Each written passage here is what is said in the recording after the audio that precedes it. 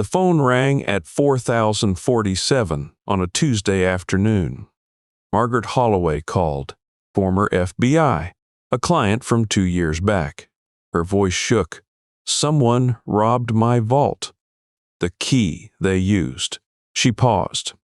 It was your work, Mr. Castellano. Your signature in the metal. My hands. The same hands that cut that key 3 months ago. For my son. Please subscribe and leave a comment. What time is it right now where you are?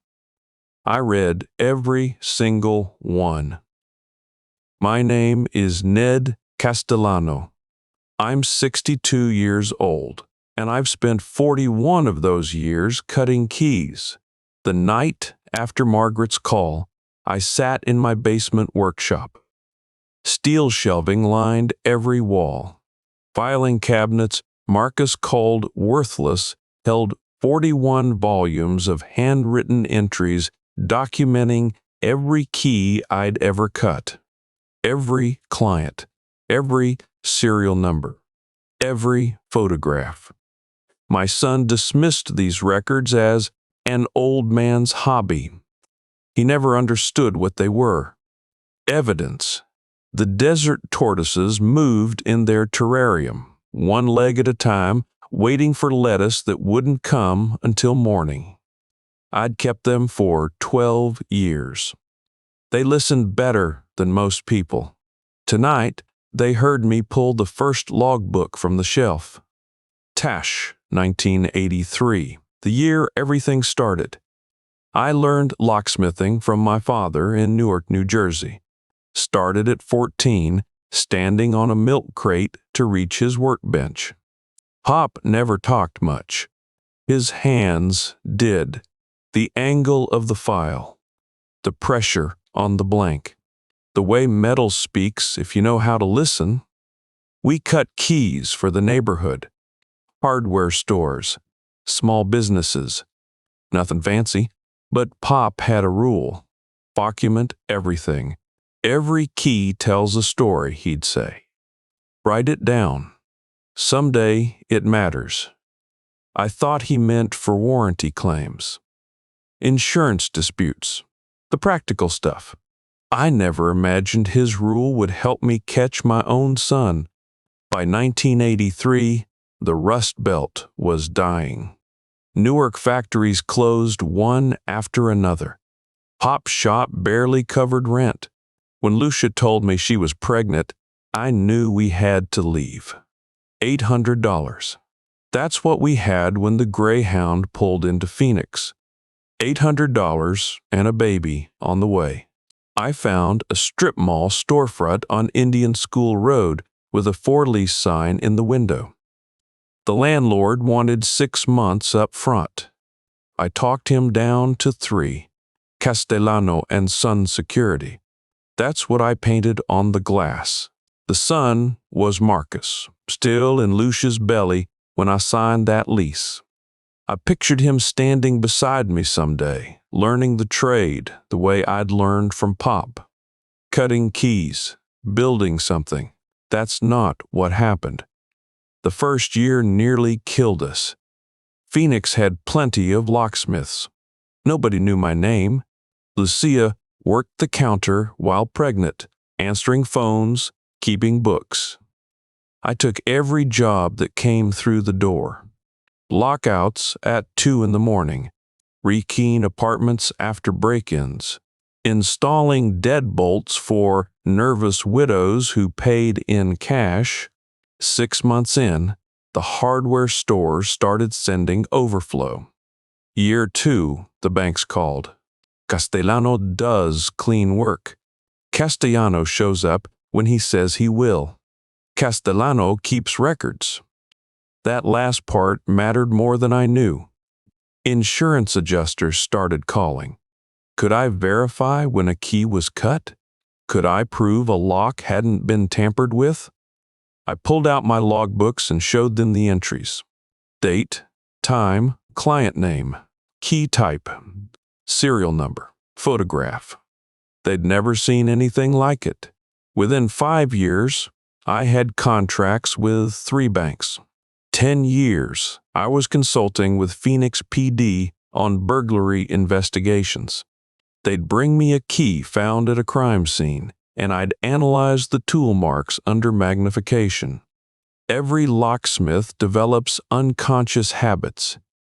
The way we hold the file, the angle of each stroke, it leaves a signature in the metal. Mine was distinctive. Diagonal striations from left to right, a slight hesitation at the 4th cut. Patterns I never noticed until a forensic examiner pointed them out. Your work is as unique as a fingerprint, he told me. I could pick your keys out of 1,000. I filed that information away. Useful for court testimony. Useful for proving my work was legitimate. I never imagined it would prove the opposite about my son. Marcus arrived in November of 1983, 7 pounds, 6 ounces. Dark hair, Lucia's eyes. I held him in the hospital room and made promises the way all fathers do. I'd give him everything I never had.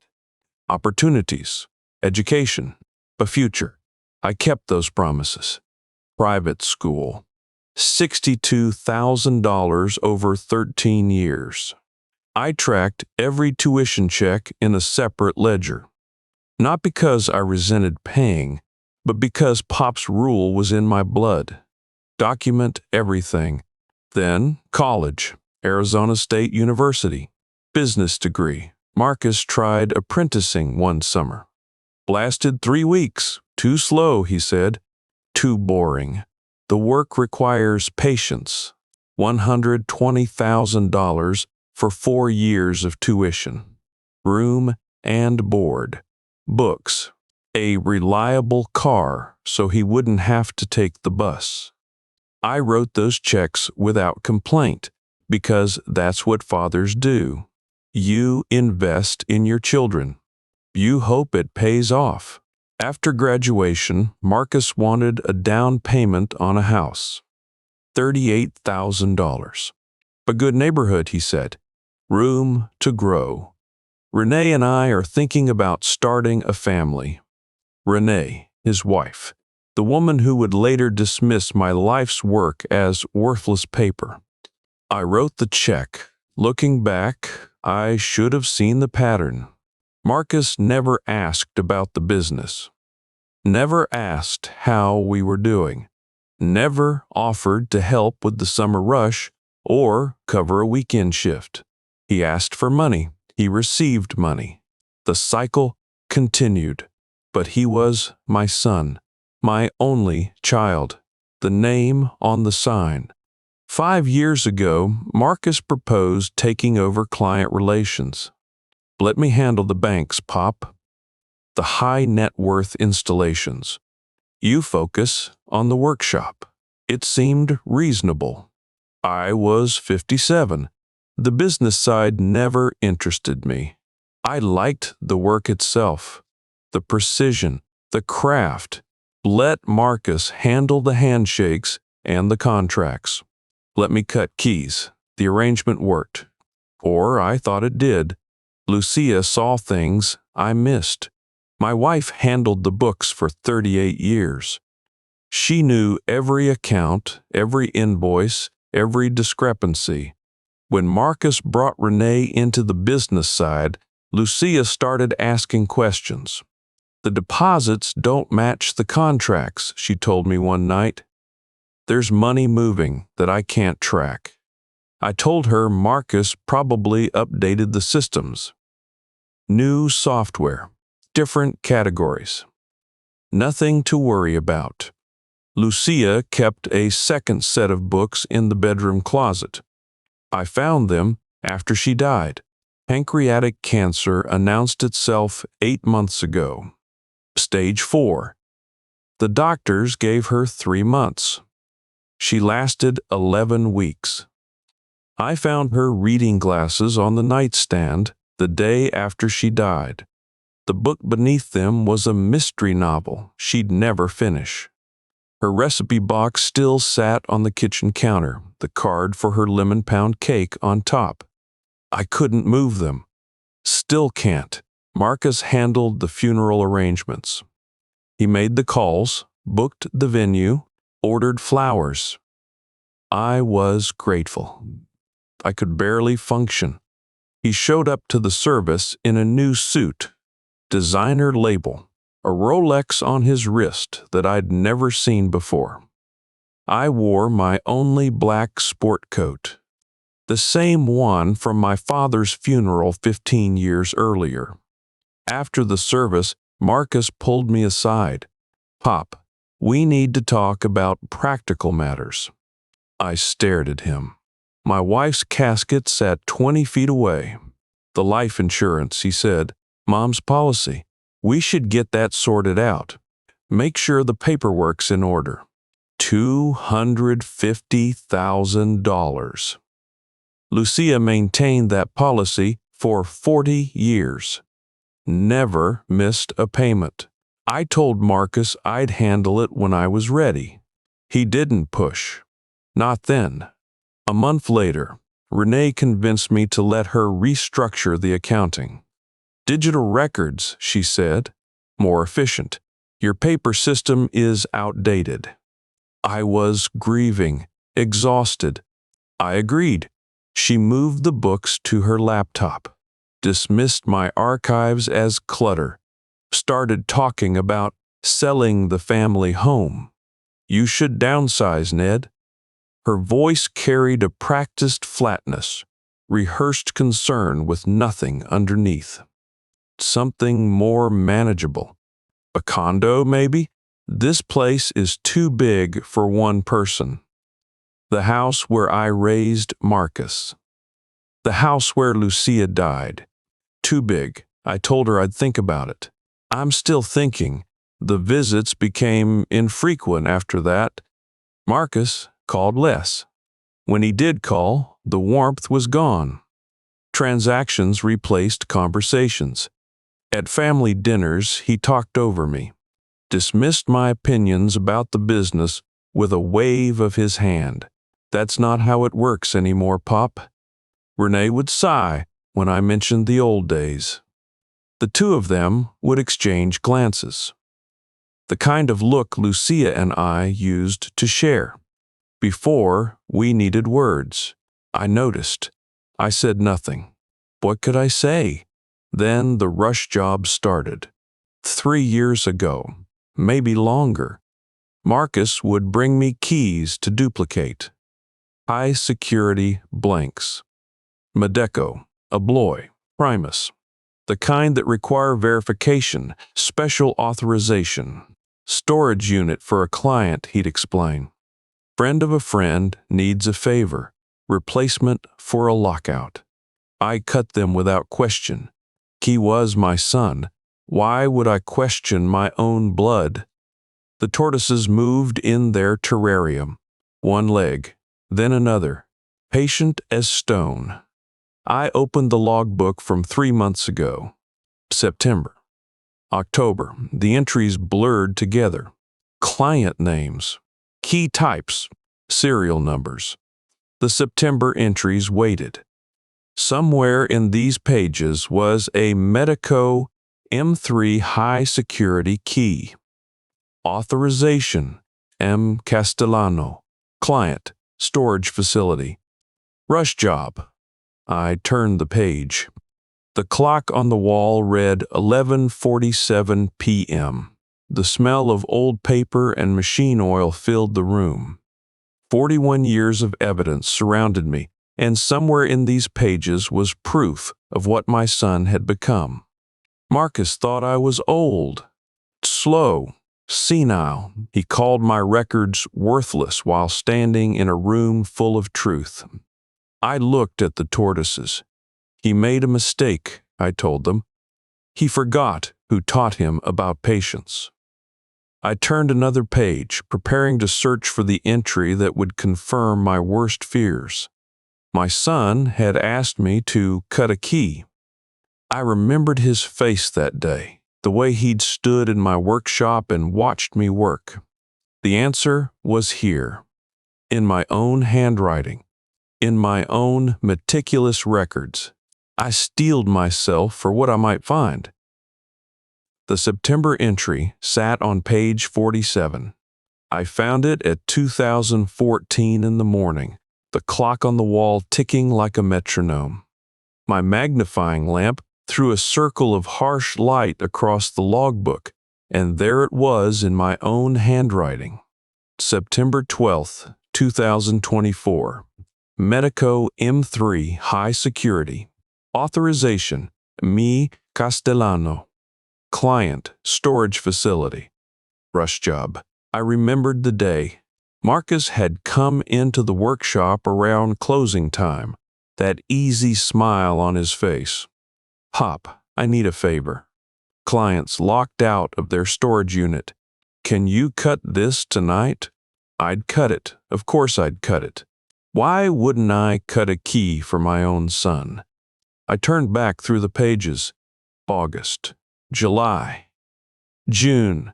The pattern emerged like a bruise spreading under skin. July 3rd. Abloy Proti A2. Client favor. Rush. May 19th. Primus. Storage unit. Rush. March 8th. Medico M3. Replacement for lockout. Rush. I kept turning. The entries stretched back over 3 years. Each one marked with Marcus's authorization. Each one with an explanation thin enough to see through if I'd bothered to look. 17 keys. I counted them twice to be sure.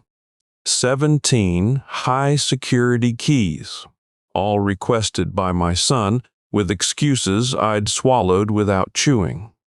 3 years. 1 son. 0 questions asked. The first one came in September of 2021. Marcus had walked into my workshop holding a key blank like it was nothing special. Storage unit for a client. Pop. They need it fast. I'd been cutting keys for nearly 4 decades by then. I knew what a storage unit key looked like. This wasn't one. This was a Primus, restricted keyway, the kind banks use for vault access. The kind that required authorization paperwork I'd never seen. But I didn't ask. I didn't question. He was my son, the same boy who'd learned to strip wire at my workbench. The same boy whose signature I'd co-signed on his first apartment lease.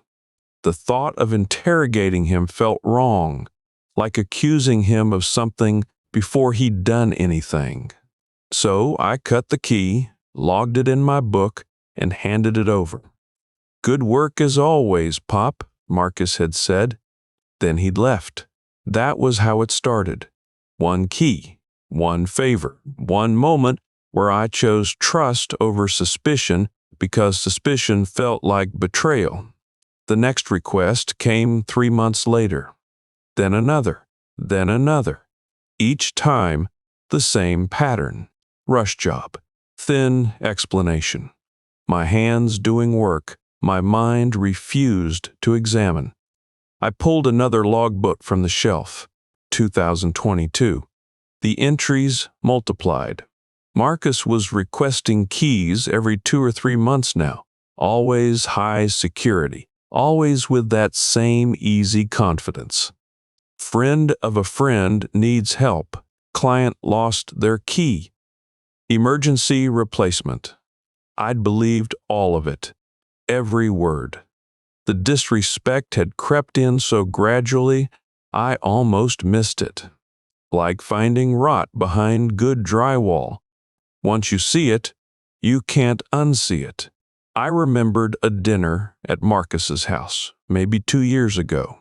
Lucia was still healthy then, her laugh filling the room as she passed the bread. I'd mentioned something about the Holloway contract, how the bank was asking for upgraded security on their vault wing. Marcus had cut me off mid-sentence. That's not how it works anymore, Pop. His tone carried that particular patience people use with children and the elderly. Renee had smiled into her wine glass.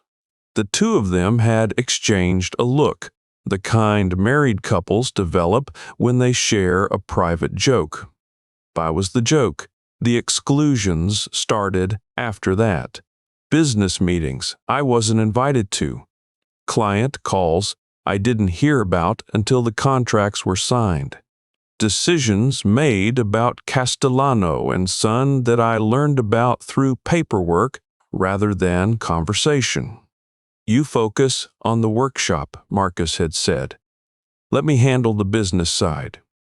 I'd agreed because I was tired, because grief was already circling Lucia like a vulture, because sometimes it's easier to step back than to fight for ground you thought was yours. But stepping back isn't the same as disappearing.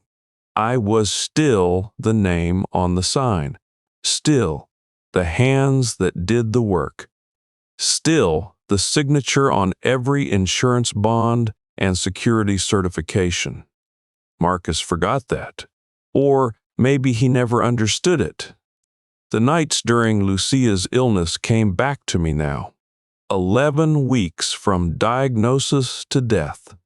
80 days of watching the woman I'd loved for 40 years shrink into someone I barely recognized. Marcus was absent for most of it. Closing a deal, he'd say, when I called asking where he was. Meeting with investors, he'd explain when he missed another hospice visit. I sat with Lucia alone more nights than not, held her hand while she slept, listened to her breathing grow shallower, prayed to a God I wasn't sure I believed in anymore. Marcus showed up for the last 2 days. He brought flowers. He held his mother's hand for the cameras, for whoever might be watching, for the performance of grief rather than the substance of it. The funeral was worse. I'd spent 3 days planning the service with Father Martinez, choosing readings Lucia would have wanted, selecting the hymns she'd sung in the church choir for 20 years. I wore my black sport coat, the same one from my father's funeral. Marcus arrived in Armani, a Rolex on his wrist that cost more than my truck. He checked his phone during the eulogy. After the service, while mourners still milled around the reception hall with their casseroles and condolences, he pulled me into a corner. "Hop, we need to talk about practical matters." His wife's casket sat 20 feet away.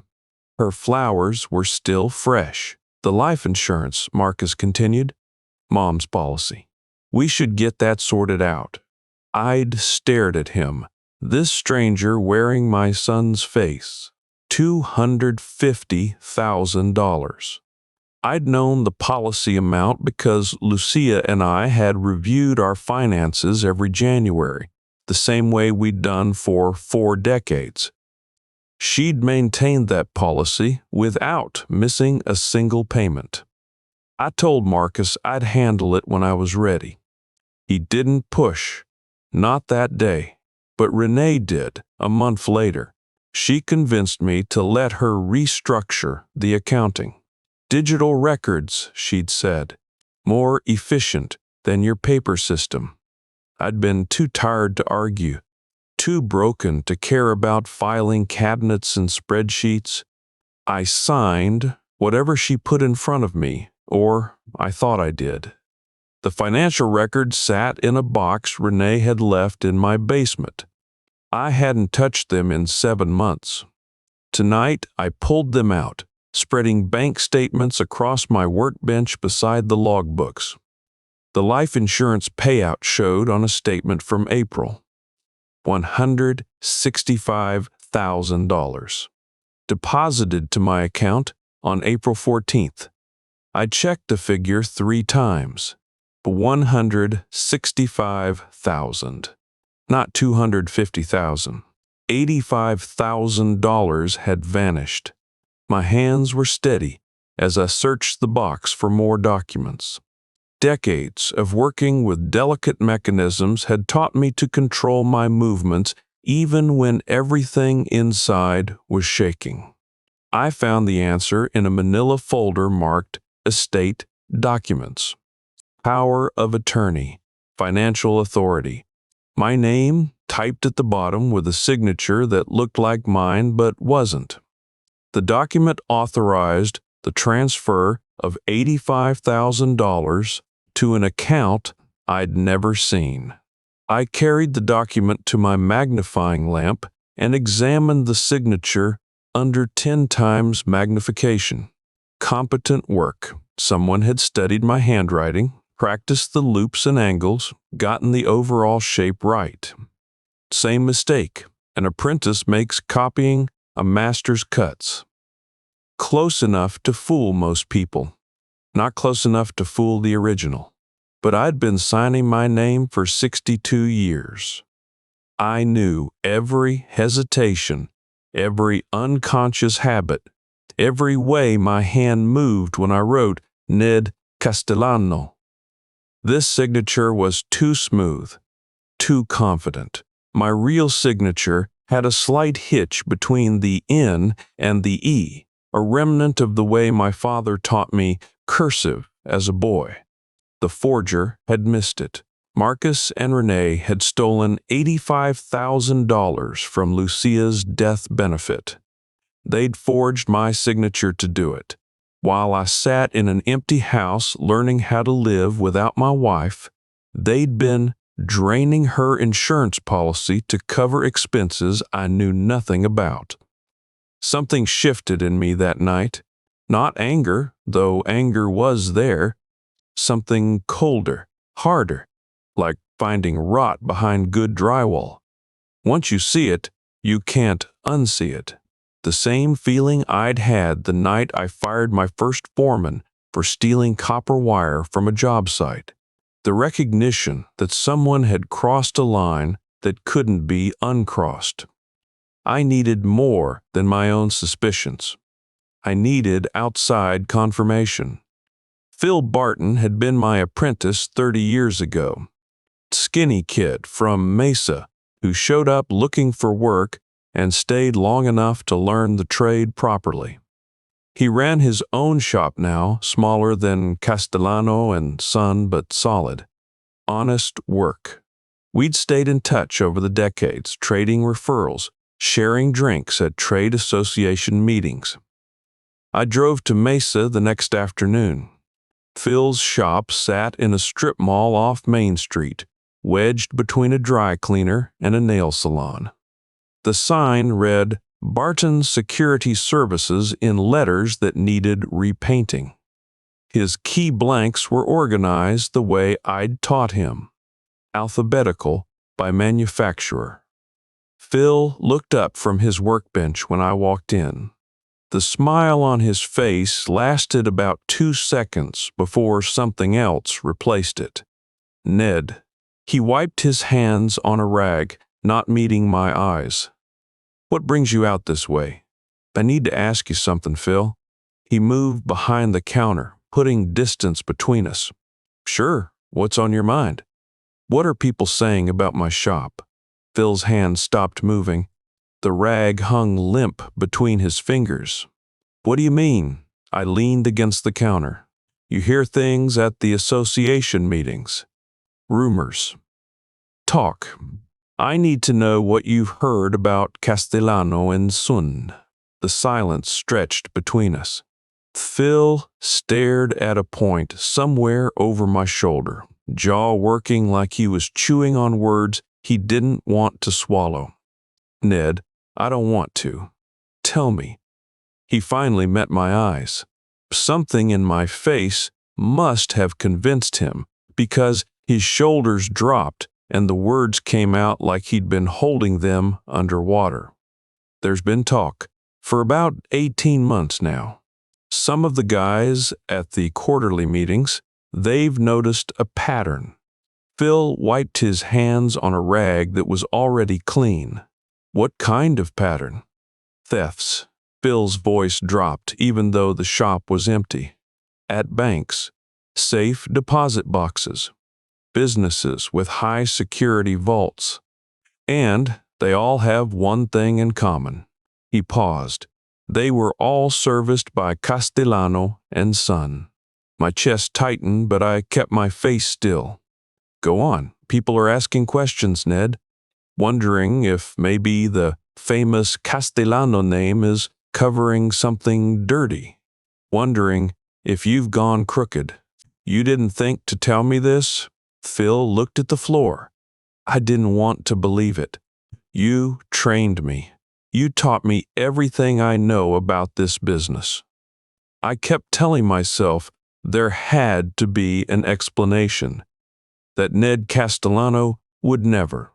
He stopped, but the rumors kept getting louder. 18 months, I said. That's when Marcus started expanding into bank contracts. Phil nodded. The timing matches. I stood there in that small shop with its fluorescent lights and pegboard of key blanks, feeling the weight of 18 months of whispers I'd never heard. People thought I was a thief.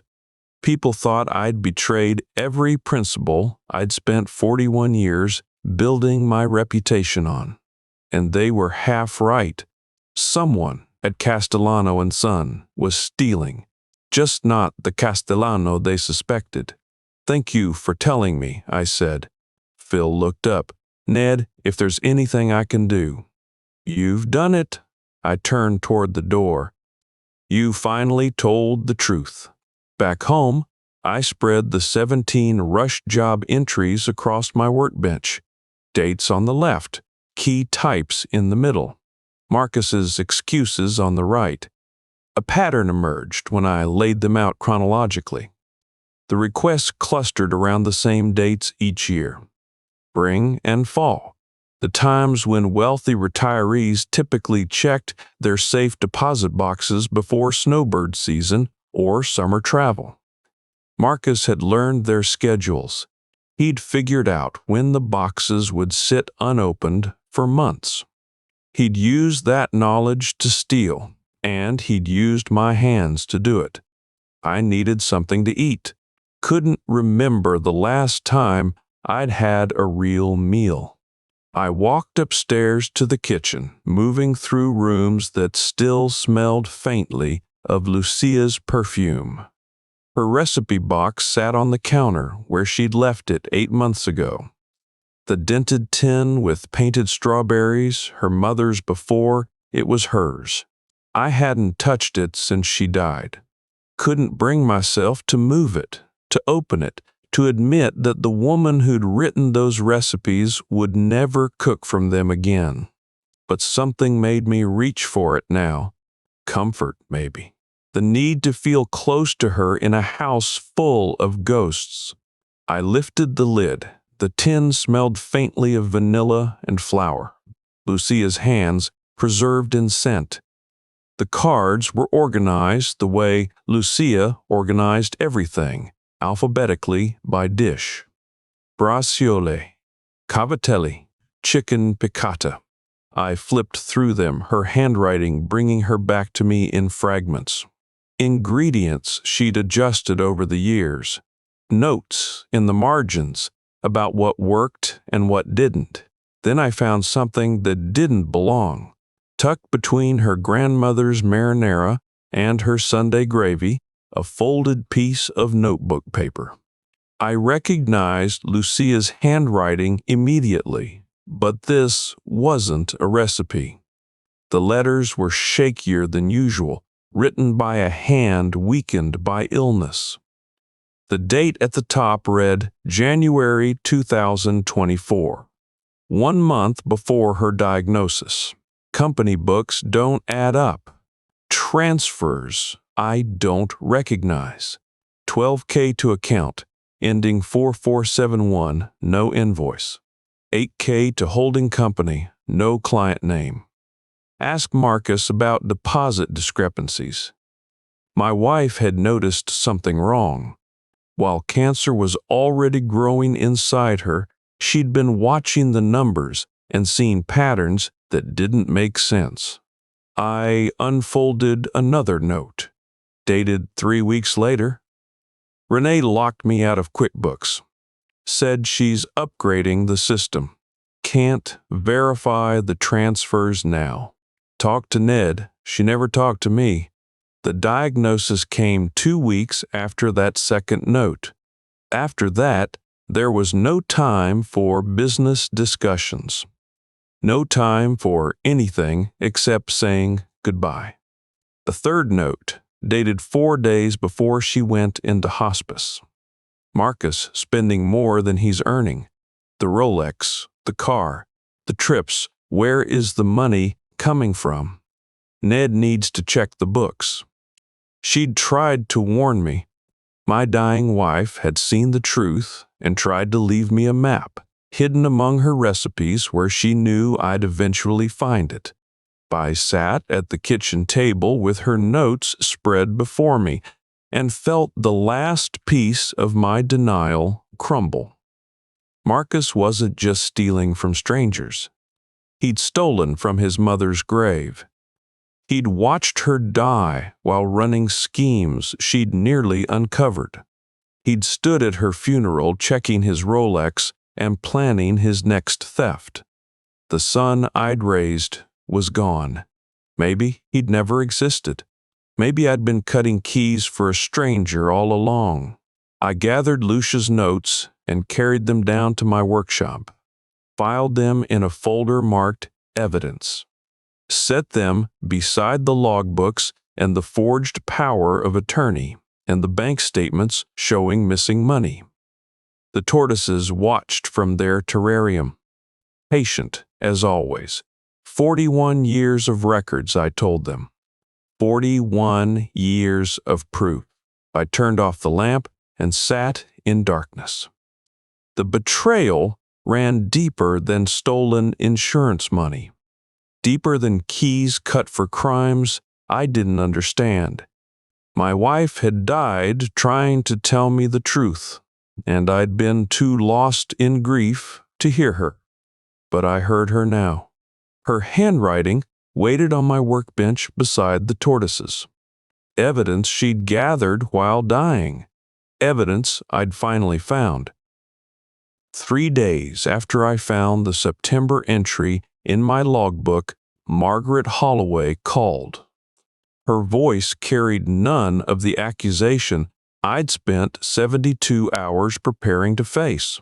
Mr. Castellano, I'd like you to come to my home. Not to confront you. To talk. I wrote down the address. Scottsdale, north of Indian Bend Road, where the houses spread out and the lawns turned to desert landscaping.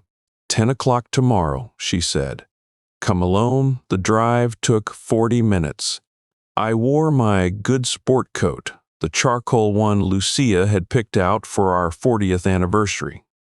It seemed right for meeting the woman whose safe deposit box my hands had unknowingly opened. The house sat at the end of a cul-de-sac, adobe style, terracotta roof tiles. A single saguaro stood in the front yard like a sentinel. The landscaping was native plants and gravel, practical rather than showy. FBI pension lifestyle. Comfortable but not extravagant. I parked on the street and sat in my truck for 2 minutes. Rehearsed what I'd say. The explanations felt hollow even to me. My son asked me to cut a key. I didn't know what it was for. I trusted him. The truth sounded like an excuse. I walked to the front door and rang the bell. Footsteps inside. The lock clicked, and Margaret Holloway opened the door. She was smaller than I'd expected, maybe 5'4", silver hair cut short and practical, the kind of style a woman chooses when she's done impressing anyone. Reading glasses hung from a chain around her neck. Her eyes were sharp, assessing, the way they probably looked across 1,000 interrogation tables. Mr. Castellano, she stepped back from the doorway. Thank you for coming." I nodded and walked inside. The house smelled faintly of coffee and something floral. Lavender, maybe. Photographs lined the hallway. Margaret in front of the FBI seal. Margaret shaking hands with directors whose faces I recognized from the news. But younger Margaret standing with a man in a Marine uniform, their arms around two small children. She led me to a study at the back of the house. Two leather chairs faced each other across a mahogany desk. Bookshelves lined the walls, filled with legal texts and what looked like 30 years of case files, organized in matching binders. A magnifying lamp sat on the desk, the kind with adjustable arms and precision lenses. FBI habits die hard. "Please sit." She gestured to one of the chairs. "Coffee? No, thank you." I sat. The leather creaked under my weight. Margaret settled into the opposite chair and studied me for a long moment. "I know your work, Mr. Castellano. You said that on the phone. I meant it literally." She opened a desk drawer and pulled out a clear plastic bag. Inside was a brass key. Medeco M3 high security. The exact type I'd cut for Marcus 3 months ago. "I recognized this as your work before the forensics lab confirmed it," Margaret said. "The diagonal striations from left to right, the slight hesitation at the fourth cut. I've been studying security systems for 40 years. Your signature is distinctive." She set the bag on the desk between us. "But that's not why I asked you here." I looked at the key. My work, my hands, my signature in the metal. Why then? Because I also recognized something else. Margaret leaned forward slightly. The work of an honest craftsman. Someone who takes pride in precision. Someone who documents everything, because that's what professionals do. She paused. "You didn't know what this key was for." It wasn't a question. I answered anyway. "No, I know," she said.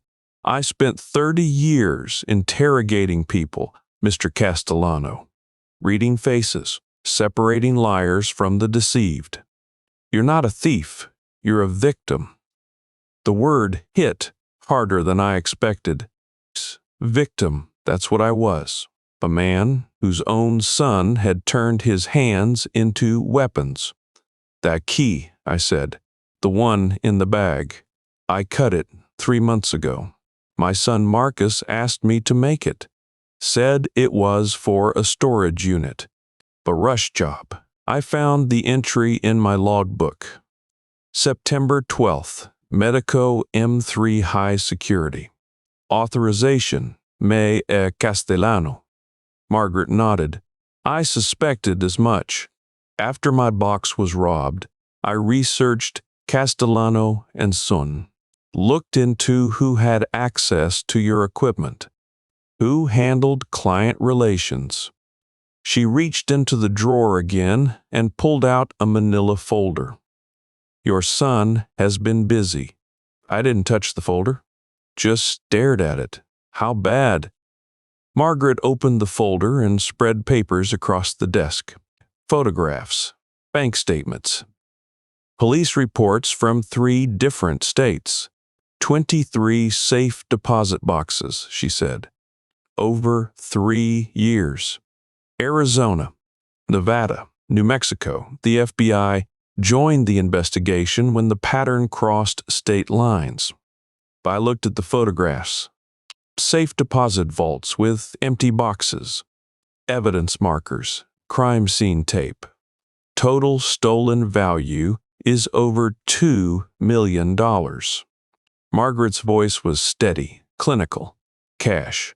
Jewelry, bearer bonds, family heirlooms that can't be replaced. She touched one of the photographs. My mother's engagement ring was in that box.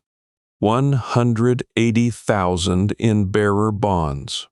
Passed down from her grandmother. Survived the Depression. Survived the war. Gone now. I'm sorry. Margaret shook her head. Don't apologize for something you didn't do. That's not why I brought you here. Then why? She closed the folder and set it aside. Then she called toward the adjacent room. Detective Reyes, he's ready. A door opened. Footsteps crossed the floor. A woman walked into the study and stopped beside Margaret's chair. She was 44, maybe 45. Dark hair pulled back in a practical knot. She wore a navy blazer over a white blouse, slacks that suggested she chased suspects more often than she sat behind desks. Her badge hung from a lanyard around her neck. Arizona Department of Public Safety. Mr. Castellano. Her voice was flat, professional. I'm Detective Anita Reyes. I head the Arizona component of the multi-state task force investigating these robberies. I met her eyes. You thought I was the thief. She didn't flinch. Initially, yes. The keys all traced back to your shop. Your signature is on every one of them. The simplest explanation was the most obvious. And now? Now. I've spent the last 15 minutes listening to this conversation. Reyes crossed her arms. Mrs. Holloway vouched for you.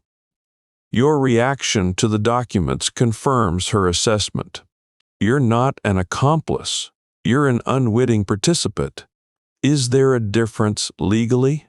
There can be. Reyes moved to the desk and picked up the plastic bag. If you cooperate. The word hung in the air between us. Cooperate. Against my own son. What does cooperation mean? I asked. Reyes set the bag down. Full access to your archive. Every logbook. Every photograph. Every record you've kept for the past 41 years.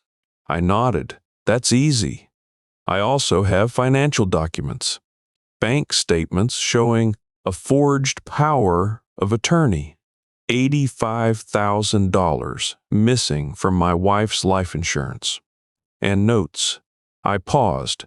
Notes my wife left before she died. She noticed discrepancies in the company books. Transfers she couldn't explain. Margaret and Reyes exchanged a glance. You have documentation of the financial fraud as well? Reyes asked. Everything Lucia found. Everything I've gathered since. It's all in my workshop, filed and organized. Sworn testimony, Reyes continued. You'll need to confirm which keys you cut, when, and who authorized them. The 17 rush jobs I found in my logbooks, plus any others connected to the 23 robberies. 17 keys, I said. Not all 23 boxes. Reyes nodded. Some keys were used multiple times. Different boxes, same access. Your son identified targets based on seasonal patterns.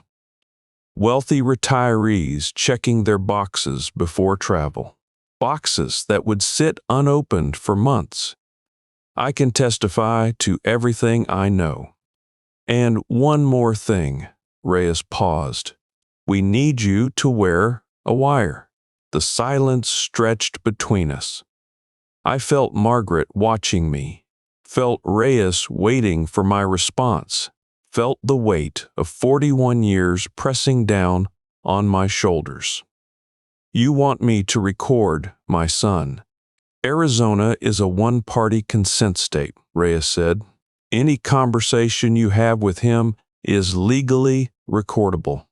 His words would be admissible in federal court. Margaret leaned forward. The recording device can be disguised as a hearing aid. Your son won't suspect a thing. I thought about Marcus. The way he talked over me at family dinners. The way he called my archives worthless.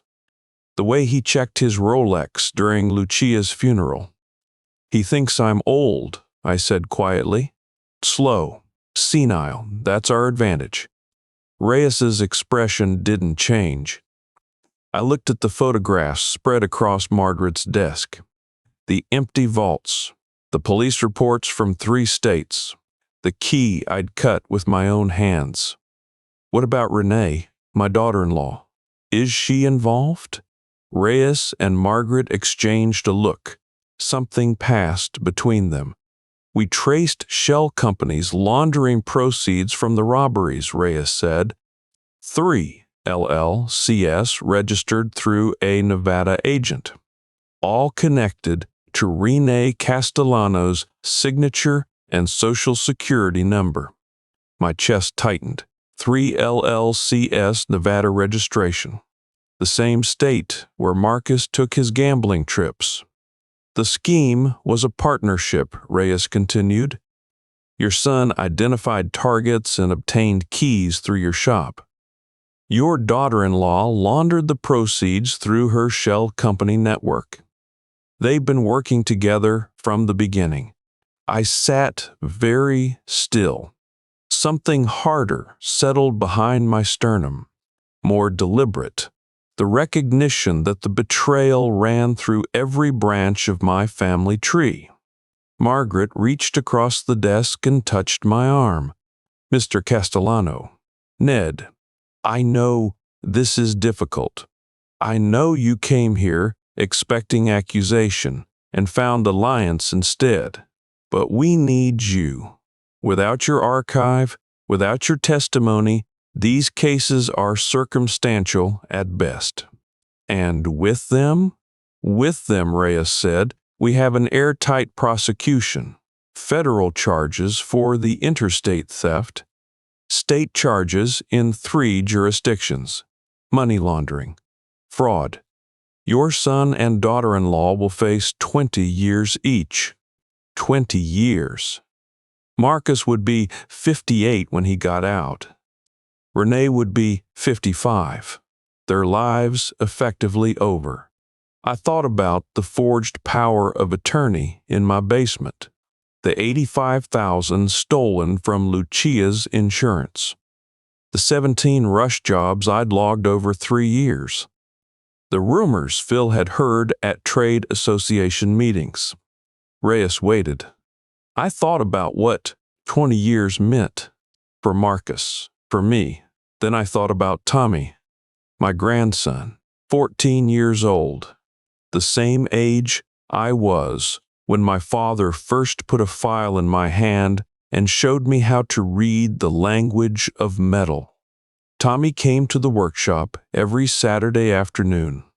He loved the precision work, loved learning how locks functioned, how security systems protected people, how craftsmanship could outlast generations. He idolized me, told his friends at school about his grandfather, the locksmith, asked questions about every key I cut, every mechanism I explained. If I didn't act, what would Tommy inherit? His father's corruption, his mother's greed, the lesson that theft was acceptable as long as you didn't get caught. I saw Tommy in 20 years, sitting in a warehouse somewhere, running his own schemes, visiting Marcus in prison and learning the wrong lessons from the experience. That future couldn't happen. I wouldn't let it. I'll do it, I said. Reyes nodded. We'll need to schedule. I cut her off. I'll do it for my grandson. Margaret's grip tightened on my arm. Tommy, she said, I read about him in the background file. He visits your shop every weekend. He's a good kid. I looked at the plastic bag, at the key that represented everything Marcus had destroyed. He deserves better than to inherit this. Reyes pulled a notepad from her jacket pocket. We'll need to discuss logistics, the recording equipment, The target conversation, the legal protections we can offer you. Immunity? Full immunity, Reyes confirmed. In exchange for your cooperation, you won't face charges for the keys you cut. You'll be classified as an unwitting participant, not an accessory. I thought about what that meant. No prison time for the 17 rush jobs. No criminal record for the work my hands had done without my mind's consent. But something else occurred to me. My reputation, I said. 41 years building a name. If this goes to trial, everyone will know. Margaret nodded. Yes, they will. I closed my eyes. Saw the sign I'd painted in 1983. Castellano and Sun Security. The promise I'd made before Marcus was even born. I'd rather lose my reputation saving it than keep it through silence, I said. Reyes wrote something in her notepad. The wire conversation, she said. What's your best opportunity to speak with your son privately? I thought about it. Marcus avoided the shop. He avoided the house. The only times we spoke were phone calls and the occasional family dinner. He's been pushing me to sell the family home, I said. Downsize, he calls it. He and Renee want to handle the estate planning. Reyes looked up. They've approached you about this? 3 times in the past month? I paused. I could tell him I'm ready to discuss it. Invite him to the shop after hours. Margaret nodded. That would work. A business discussion. Financial matters. He'd be more likely to speak freely. He thinks I'm senile, I said again. The words tasted bitter. He thinks I forgot the morals clause in the partnership agreement. The one that lets me revoke his shares for conduct, bringing disrepute to the Castellano name. Reyes's pen stopped moving. You have a morals clause. My attorney, Arthur Vance, added it 30 years ago. Standard protection, he called it. Marcus signed the agreement without reading it. Did he sign other documents without reading them? I thought about the estate planning papers Renee had prepared, the signatures I'd supposedly written, the power of attorney that never got filed because I never actually signed it. They've been preparing documents for months, I said, trying to get me to transfer ownership of the house, the business, my assets, but I haven't signed anything. Good, Reyes made another note. That pattern of attempted fraud strengthens the case. Margaret stood and walked to the window. The morning light caught the silver in her hair. Mr. Castellano, she said without turning around. I lost my mother's ring in that robbery. Irreplaceable. Gone forever. She paused. But you've lost something more. You've lost your son. I didn't answer. There was nothing to say. I've seen a lot of betrayal in my career. Margaret turned to face me. Spouses, partners, children. The ones that hurt most are the ones where love was real. It was real. Once. I know. She walked back to her chair and sat down. That's why this matters. You're not acting out of spite. You're acting out of love for someone who can still be saved. Tommy. Yes, she met my eyes. Sometimes the only way to save one generation is to sacrifice another. The clock on the wall read 11,047. I'd been in Margaret's house for nearly 2 hours. The coffee she'd offered sat untouched on the desk. I thought about Pop. The way he'd stood at his Newark workbench showing me how to hold a file. The patience in his hands. The rules he drilled into me until they became instinct. Document everything. Every key tells a story. Someday it matters. Someday was now.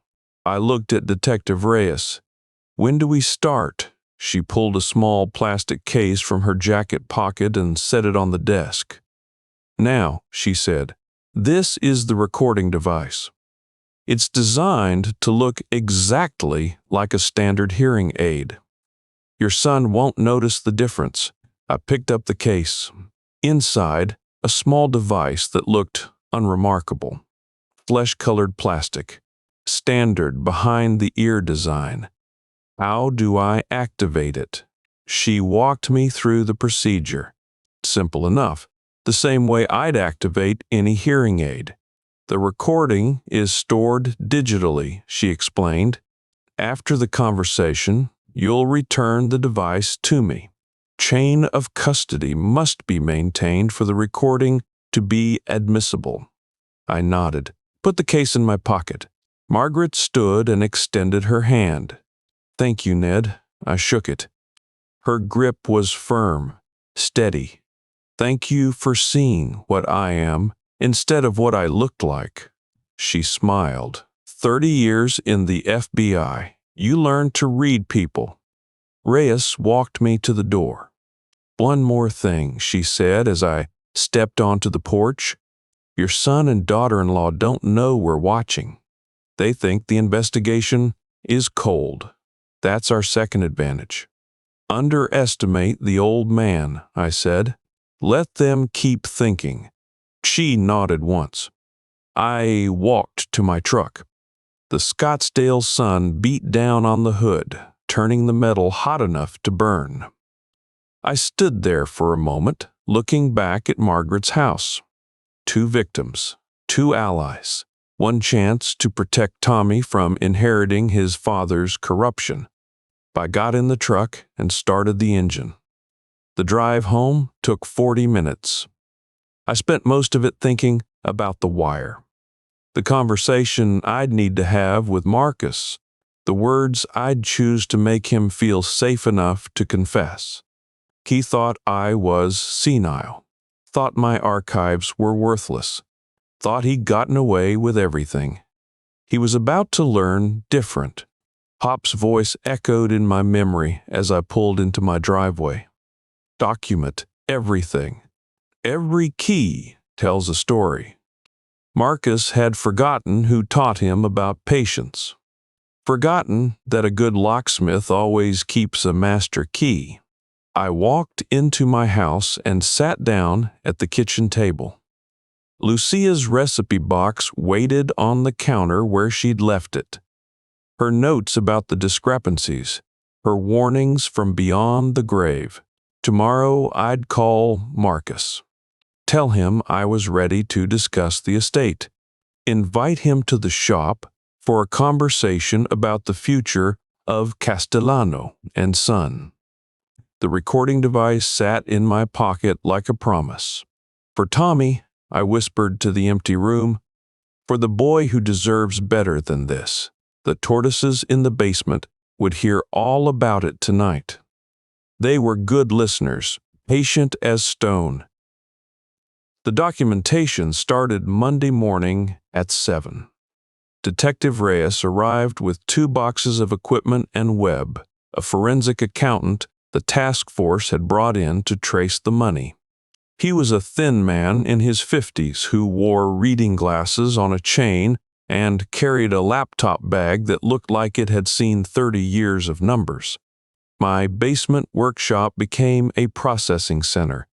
Reyes set up a folding table next to my workbench while Webb commandeered a corner near the filing cabinets. I moved the tortoises' terrarium to higher ground where they could watch without getting stepped on. "First logbook," Reyes said. "Let's start from the beginning." Pulled 1983 from the shelf. The spine cracked when I opened it, the binding protesting 4 decades of Arizona heat. My handwriting on the first page looked younger somehow. Tighter, more optimistic. "Walk me through your system," I explained. Date in the upper left. Client name centered. Key type below that. Serial number, if applicable. Notes on any special requests. And in the back pocket of each volume, photographs. Polaroids in the early years, digital printouts later. Reyes photographed each page with her phone. When she finished a section, she'd tag it with a numbered evidence marker. The tags accumulated across my workbench like fallen leaves. Webb worked through Renee's digital records on his laptop, occasionally asking questions about account numbers or transaction codes. He had Lucia's hidden notes spread beside him, her spidery handwriting guiding him through discrepancies she'd noticed before cancer stole her voice. This transfer here. Webb pointed at his screen. 12,000 to an account ending 4471. Your wife flagged it. Do you recognize the recipient? No. He typed something, made a note, moved on. We worked through the morning without stopping. By noon, we'd processed 6 years of relevant records, the period covering the robberies and the financial discrepancies. Dust coated my fingertips. I rubbed my eyes against the fluorescent glare. Break, Reyes said. 15 minutes. I made coffee in the kitchen while they stretched their legs. The recipe box sat on the counter where Lucia had left it. I touched the lid but didn't open it. Her warnings had already served their purpose. When we resumed, Webb had news. I traced the shell companies. He turned his laptop so I could see. 3 LLCs registered through a Nevada agent service. Sunrise Consulting, Desert Holdings, and Painted Sky Ventures. All 3 list Ned Castellano as registered agent. I looked at the corporate documents on his screen. Renee's signature. Renee's address. Renee's Social Security number on the formation papers. The money from the robberies flows through these entities, Webb explained. They receive payments from various sources, buyers of stolen goods mostly, then pay out consulting fees to personal accounts belonging to Marcus and Renee. How much total? Webb scrolled through a spreadsheet. Incoming deposits over 3 years. Total approximately $1.8 million in laundered proceeds. Outgoing payments to Marcus and Renee equal about $1.4 million. The rest sits in operating accounts. $1.4 million. My son and his wife had extracted $1.4 million through a scheme that used my hands as the weapon. Reyes pulled a folder from her briefcase. I want to walk you through Marcus's crime journal again. She set the folder on my workbench. Now that you've seen the financial scope, the entries will make more sense. I'd seen the journal at Margaret Holloway's house. Reyes had shown it to me during our first meeting, but I hadn't studied it. Hadn't sat with the pages and absorbed what my son had written. I opened it. Marcus's handwriting covered the first page. The heading read, Lessons from True Crime Podcasts. Below that, a bulleted list. Never use your real phone for planning. Burner only. Cash transactions leave no trail. Never wire transfer to personal accounts. Witnesses remember faces. Wear forgettable clothing. I turned the page. More notes. These were dated. March 15, 2022. Hensley box confirmed empty for 3 months per bank records. Client mentioned keeping bearer bonds during security consultation. Access window. 2:04 a.m. Maintenance corridor camera has blind spot near electrical panel. My chest locked. I held my expression neutral. This wasn't research. This was operational planning. My son had documented his crimes the same way I documented my keys. Meticulous records of betrayal. I kept reading. Podcast notes. Criminal Minds. Episode on safe deposit thefts. Key takeaway. Investigators look for patterns in timing. Vary the schedule. Never hit the same bank twice in 1 year. Target profile. Female, 70 plus, widowed. Visits box quarterly at most. Ideal victims have mobility issues and memory concerns. Credibility problems, if they report. He'd written ideal victims like he was selecting produce at the grocery store. Elderly women chosen for their vulnerability. Chosen because no one would believe them. I turned to a page dated 8 months ago. Holloway box. Former FBI. Risky but high value. Client mentioned bearer bonds during security review. Estimated value, $150-200K. Access requires M3 key. Dad cuts these without questions. Just say storage unit. My hands were steady. They always were when working with delicate mechanisms. A cold weight settled in my gut. Deliberate, patient. He wrote this while Lucia was dying, I said, my voice flat, while his mother was in hospice. Reyes nodded. The dates match. I closed the journal and set it on the workbench. The leather cover looked expensive. The notes inside revealed something cheap. He thought he was clever. Many criminals do.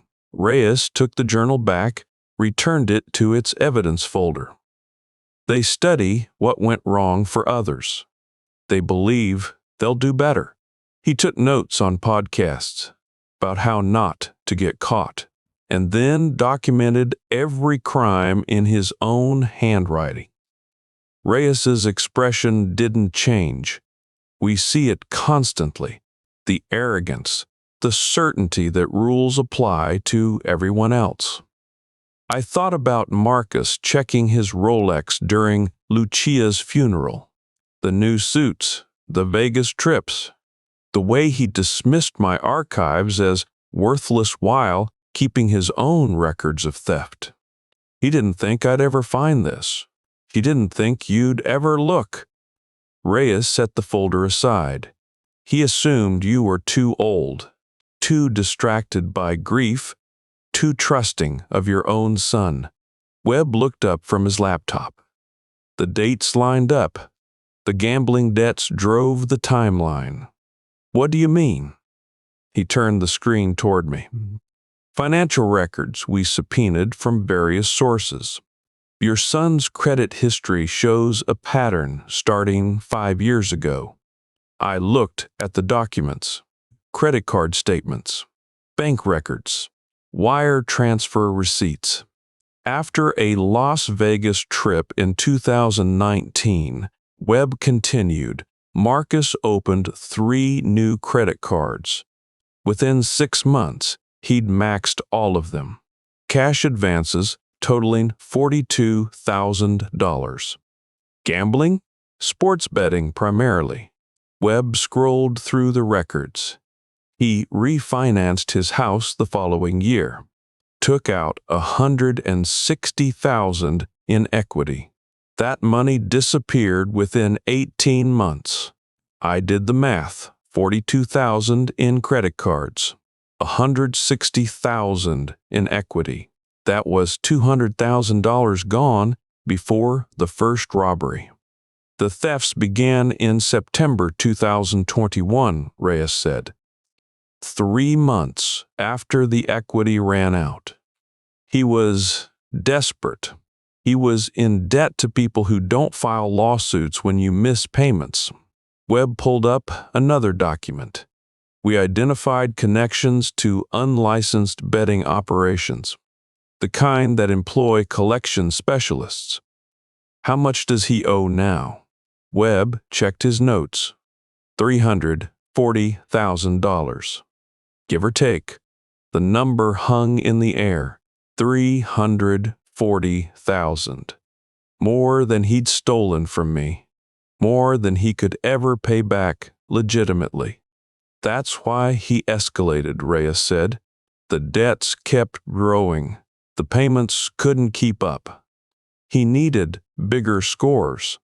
The Holloway theft. $180,000 in bearer bonds. Reyes nodded. His biggest single haul. Enough to clear most of his debt. But not all of it. No, not all of it. I looked at the journal on the workbench. At the meticulous planning. At the podcast notes about avoiding detection. My son had turned himself into a criminal because he couldn't walk away from a poker table. The first robbery, I said.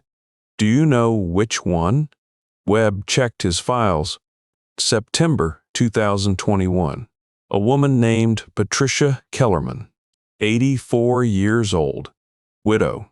She'd mentioned to Marcus during a security consultation that she kept cash in her safe deposit box. Her husband had always been suspicious of banks. How much did she lose? $18,000.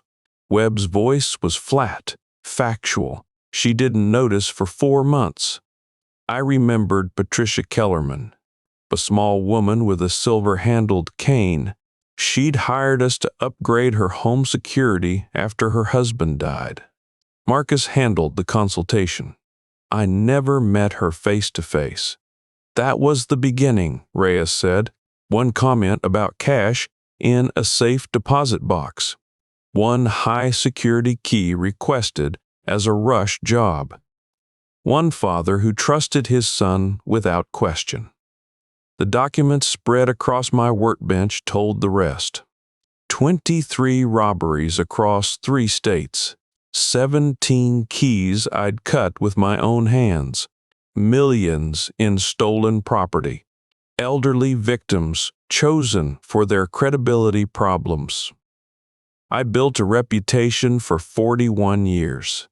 I said it to no one in particular. He destroyed it in 3.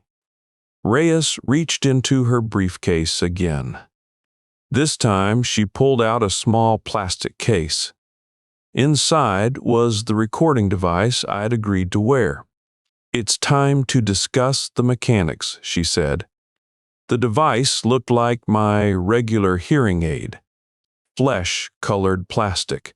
Standard behind-the-ear design. Nothing remarkable about it.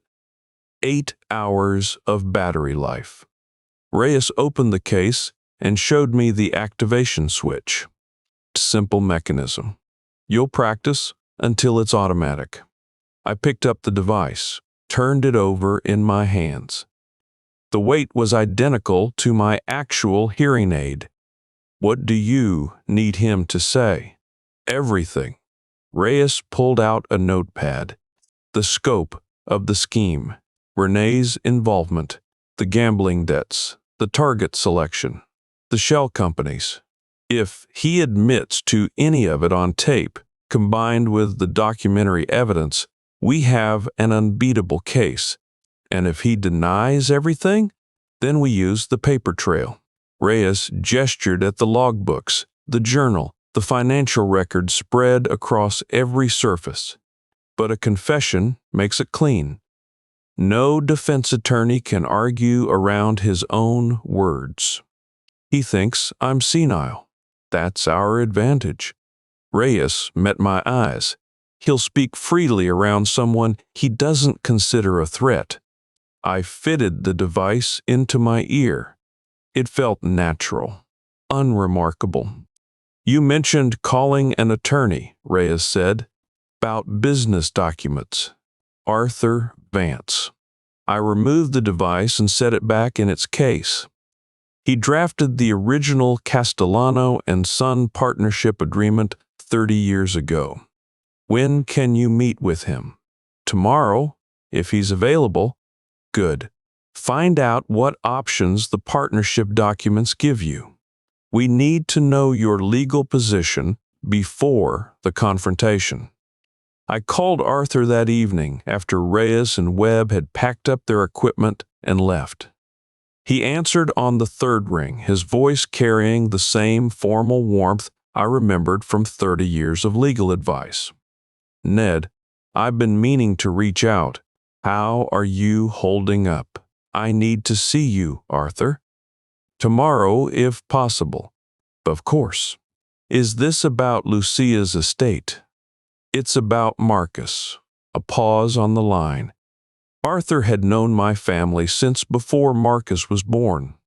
He'd handled our business incorporation, our wills, our property purchases. He'd watched Marcus grow from infant to man. "I see." He cleared his throat. "My office. 10 o'clock? I'll be there." Arthur's law office occupied a converted house on McDowell Road. The building had served as a family home in the 1950s before lawyers bought it and turned the bedrooms into conference rooms. Wood paneling, brass fixtures, the smell of old paper and leather binding. The carpet showed a worn path from the door to his desk. Arthur met me in the lobby. At 73, he still stood straight. Still wore the same style of suit he'd worn for 40 years. Gray pinstripe, red tie, pocket square folded into 3 points. "Come in, Ned." He led me to his private office at the back of the building. "I've pulled the Castellano and Son files." The documents waited on his desk. Folders and binders stacked in neat piles. 4 decades of legal work reduced to paper and signatures. Arthur sat behind his desk and opened the first folder. The partnership agreement. Executed November 1994. Marcus was 11 years old when you signed this. I remember. I'd wanted to formalize the business structure before Marcus came of age. Make sure the succession was clear. Arthur turned to a page marked with a yellow tab. "You signed it." Marcus signed as a co-partner when he turned 21. "Standard provisions for profit sharing, liability, succession." He paused. "But there's a clause here that Marcus may not remember." "Which clause?" Arthur slid the document across the desk. "Section 7, paragraph C, the morals clause." I read the text. "Any partner engaging in conduct bringing disrepute to the Castellano name may have their partnership shares revoked by majority vote of remaining partners." I added that as standard protection, Arthur explained. 30 years ago, it was common in family business agreements. A way to remove a partner who damaged the company's reputation through criminal activity, public scandal, that sort of thing. Marcus signed this. He signed everything I put in front of him. Arthur's voice carried a note of disapproval. He was 21, eager to formalize his position in the company. He didn't read the fine print. "So I can revoke his shares. If he's convicted of crimes that damage the company's reputation, yes." Arthur leaned back in his chair. "But there's more." I waited. "The family home. You asked about estate planning documents Renee prepared. She claimed I signed papers transferring ownership." Arthur shook his head. "Your signature is required for any deed transfer.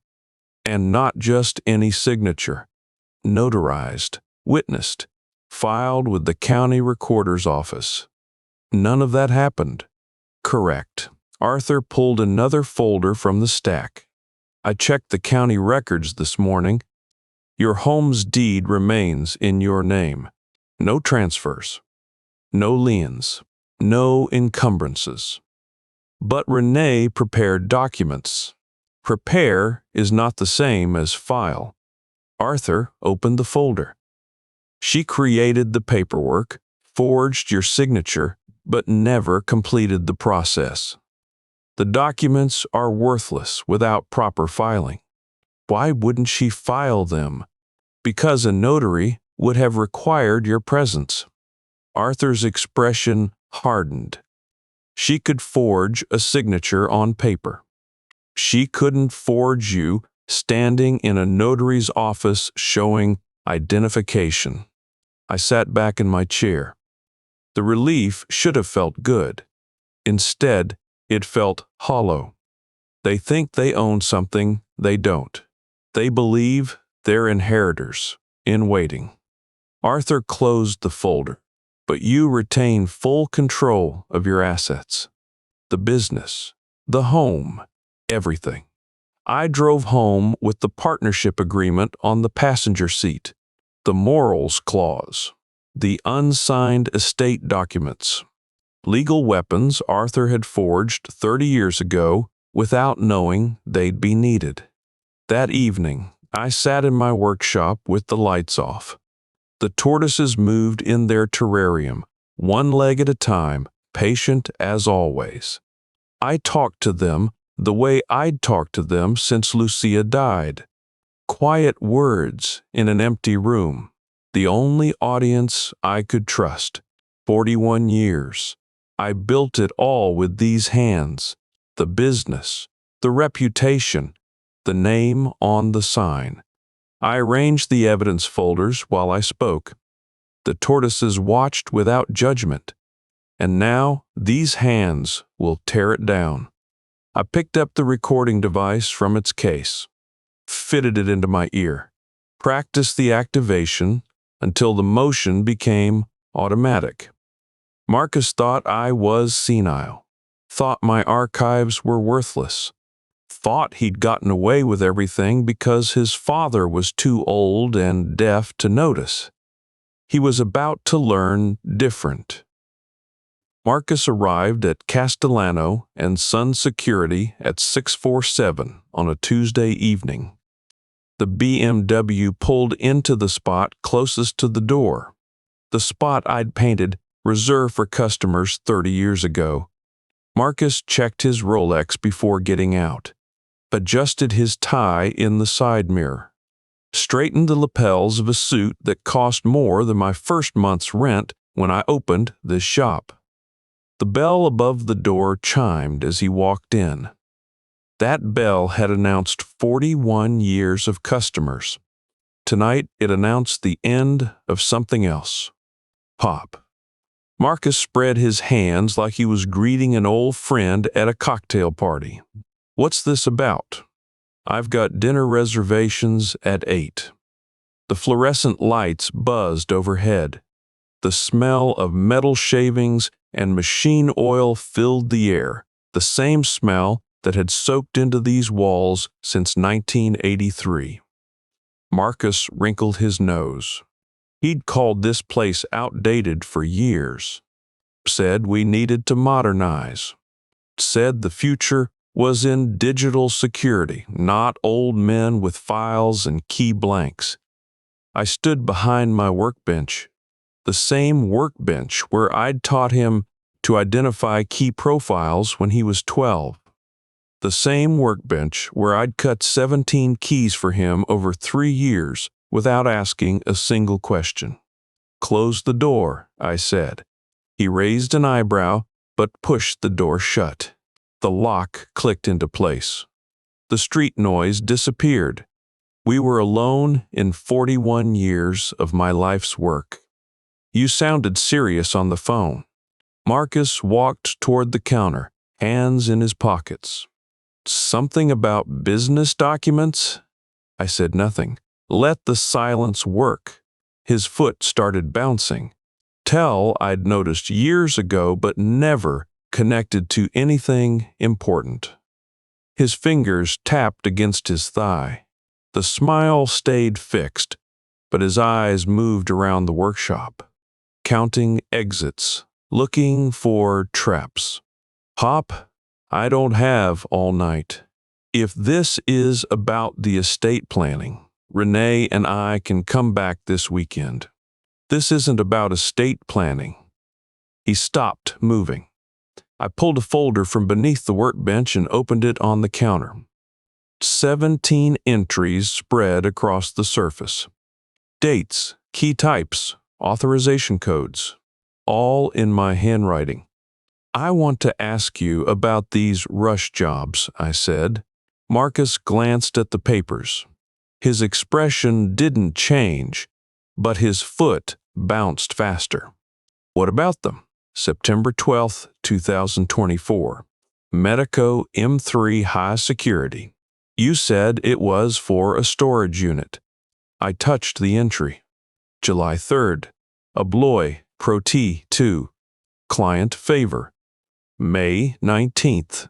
Primus. Another storage unit.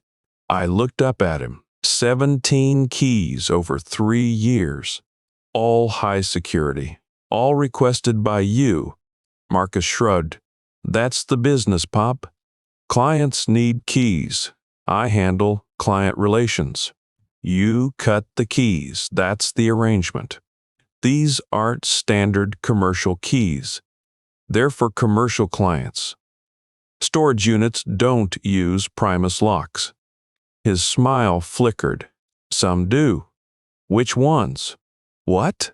Which storage facilities use Primus locks? Give me a name. The silence stretched between us. 3 seconds. 5. His foot stopped bouncing. His fingers stopped tapping.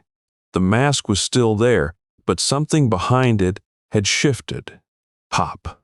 I don't remember every job from 3 years ago. That's why we keep records. I reached for the evidence bag I'd set on the workbench earlier and placed it between us. The brass key inside caught the fluorescent light. Recognize this? Marcus stared at the bag, at the official markings, at the evidence seal. Where did you get that? The FBI gave it to me. I kept my voice level. They found it in Margaret Holloway's safe deposit box after someone robbed it. Color drained from his face. That's the key you asked me to cut 3 months ago, I said. You told me it was for a storage unit. Paused. Margaret Holloway's safe deposit box isn't a storage unit, son. Marcus opened his mouth, closed it, opened it again.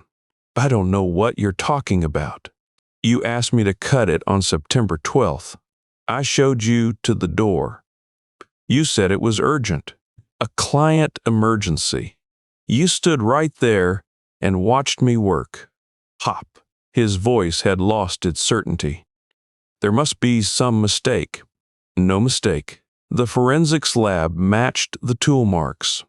My signature in the metal. The diagonal striations I've been cutting for 41 years. His hands came out of his pockets. He gripped the edge of the counter. Hop, listen to me. You're confused. The stress, the grief. It's been hard since Mom died. He swallowed. Maybe we should talk to someone about this. A doctor. Someone who can help. I'm not confused. You might not realize. He was using that voice now. The one people use with children and the elderly. Memory can play tricks. At your age, it's normal to. I pulled out the logbook and opened it to the September entry. September 12th, 2024. Medico M3 High Security. Authorization. M. Number Castellano. Client. Storage facility. Rush job. My handwriting. My records. My son's name. That's your authorization code, I said. That's your request. That's the key that opened Margaret Holloway's vault. Marcus's jaw tightened. Whoever robbed that woman, it wasn't me. Someone else must have. I've been reading people's hands for 41 years. My voice got quieter. I know when someone's lying. I know when they're scared. And I know when they're guilty. This is crazy. Marcus stepped back from the counter. You're accusing me of what? Robbery? I'm your son. I pulled more documents from the folder, spread them across the workbench. Photographs of keys matched to crime scene evidence. Bank security footage timestamps. Forensic analysis reports. 23 safe deposit boxes, I said. Over 3 years. Arizona, Nevada, New Mexico. I watched his face as each piece of evidence appeared. $2 million in stolen property. Elderly victims chosen for their memory problems. Boxes that wouldn't be checked for months. His breathing had changed. Faster. Shallower. The FBI's been building this case for 18 months, I said. They traced the keys back to my shop, back to my signature in the metal. I looked at him. Back to you. You can't prove anything. I have 41 years of records, Marcus. Every key I've ever cut. Every client I've ever served. Every authorization you've ever signed. Records can be wrong. His voice cracked. You could have made mistakes. At your age. My records don't make mistakes. I described what Detective Reyes had shown me at Margaret Holloway's house. The leather journal. Marcus's crime journal. His own handwriting documenting every scheme. Recognize the heading? Lessons from True Crime Podcasts. That's what you wrote. The color drained from his face. March 15th, 2022. Hensley box confirmed empty for 3 months per bank records. Client mentioned keeping bearer bonds during security consultation. Access window, 2:04 a.m. I looked at him. You took notes. Operational notes. Target profiles. Victim selection criteria. Marcus's hands shook. Pop, listen to me. Target profile, female, 70+, widowed, visits box quarterly at most. I recited from memory. Ideal victims have mobility issues and memory concerns. Credibility problems if they report. Please, you wrote that, like you were selecting produce. I need you to understand. The Holloway entry. I found his eyes. Former FBI. Risky but high value. Estimated value. 150 to 200K. I spoke the last line slowly. Dad cuts these without questions. Just say storage unit. His knees buckled. He grabbed the counter to stay upright. Pop, please, I can explain. Explain what? How you used my hands to rob dying women? How you watched me cut keys while planning to steal everything they had? I needed the money. His voice broke. The mask cracked. The smooth confidence shattered into something raw and desperate. You don't understand the pressure. The debts. The people I owe. Tell me about the debts. He looked at me with something like hope, like confession might save him. Gambling. The word came out like poison. It started small, sports betting. Then it got bigger. I couldn't stop. I needed just one more win to get even. But how much? 340,000. He whispered the number. To people who don't accept payment plans. I let the silence work. The first robbery, I said. Patricia Kellerman, 84 years old. Widow. She mentioned keeping cash in her box during a security consultation. Marcus nodded. His eyes were wet. $18,000, I said. She didn't notice for 4 months. I didn't mean for it to go this far. He was crying now. One job. That's all it was supposed to be. Enough to cover the worst debts. But it wasn't enough. It's never enough. So you kept going. What else could I do? You could have asked for help. I kept my voice level. You could have told the truth, but You wouldn't have understood. I would have tried. He wiped his face with the back of his hand. The expensive suit, the Rolex, the image of success, all of it crumbling. The shell companies, I said. Brené's involved. She set them up. His voice steadied slightly, like confession was a relief. 3 LLCs in Nevada. She handles the money, launders it through consulting fees.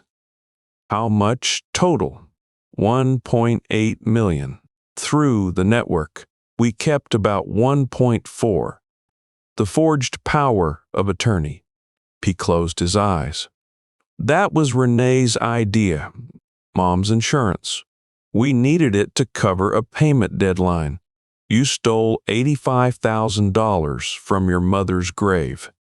He flinched like I'd hit him. I didn't think you'd notice. I noticed. The workshop was silent except for the fluorescent buzz. 41 years of honest work, 41 years of building a name, and my son had been running a theft operation through the middle of it. You thought I was senile, I said. He looked up at me. You called my records worthless. Called this shop outdated. Thought I was too old and deaf to figure out what you were doing. Pop. I reached into the folder and pulled out the partnership agreement. Set it on the counter. Did you ever actually read this? He stared at the document. Section 7, paragraph C, I said. The morals clause. His eyes moved across the page. Any partner engaging in conduct bringing disrepute to the Castellano name may have their partnership shares revoked by majority vote of remaining partners. I let the words settle. You signed this when you were 21. Arthur Vance added it as standard protection. You never bothered to read it. Marcus's face twisted. You can't. I can, and I will. I pulled out more papers. The estate planning documents Renee had prepared. These never got filed, I said. You know why? Because the notary would have required my presence. I pointed to the forged signature. You could fake my handwriting. You couldn't fake me standing in an office showing identification. Hop, please, let me explain. The house is still mine. The business is still mine. Everything you thought you were inheriting. I retained control all along. I set the papers down and looked at my son. You never actually owned anything, Marcus, because a good locksmith always keeps a master key. His face crumpled. The confidence, the charm, the practiced manipulation, all of it collapsed into something pathetic. I'll pay it back. Everything. I'll turn myself in. I'll cooperate with the investigation. Whatever you want. It's too late for that. Pop, please. I'm your son. You were my son. The words hit him like a blow. He staggered back from the counter. I taught you everything I know. Raised you. Paid for your education. Your house. Your life. I know. I thought you'd carry on my name. Build something I could be proud of. I'm sorry. Your mother died thinking you were a good man. She sat with that recipe box and talked about how proud she was of you, while you were planning which elderly woman to rob next. He was crying openly now. Tears streamed down his face. The Rolex glinted on his wrist as his hand shook. I didn't want her to die believing, but she did, and you let her. The back door opened. 2 FBI agents walked in first. Detective Reyes followed. They moved with practiced efficiency, badges visible, hands near their weapons but not drawn. Marcus Castellano. One of the agents spoke, his voice flat. Professional. You're under arrest for wire fraud. interstate transportation of stolen property, and money laundering. You have the right to remain silent. Pop. Marcus's voice cracked. Pop, please don't do this. I didn't move. Anything you say can and will be used against you in a court of law. The agent continued reading as they approached. You have the right to an attorney. Pop. The handcuffs clicked shut around his wrists. The sound echoed in the workshop. I turned away, faced the wall of key blanks I'd organized for 41 years. Medeco, Abloy, Primus, every security grade represented, every blank in its proper place. Pop, please, I made mistakes. I know that now. I stared at the key blanks. Don't do this. I'm your son. He was right. He was my son. The boy I'd taught to stripwire at age 8. The young man who'd stood at this workbench and watched me work. The adult who'd called my life's work worthless while using it to destroy everything I'd built. Pop, I spoke without turning around. I'm not your father anymore. The agents pulled him toward the back door. His expensive shoes scraped against the worn linoleum. I'm just the locksmith you should never have underestimated. The door opened. Night air rushed in. The agents moved him outside. Pop. His voice faded as they walked him to the waiting vehicle. The door closed behind them. The workshop fell silent. I stood there for a long moment, looking at the key blanks, listening to the fluorescent lights buzz. Then I turned off the lights and walked out the front door. The news broke the following morning.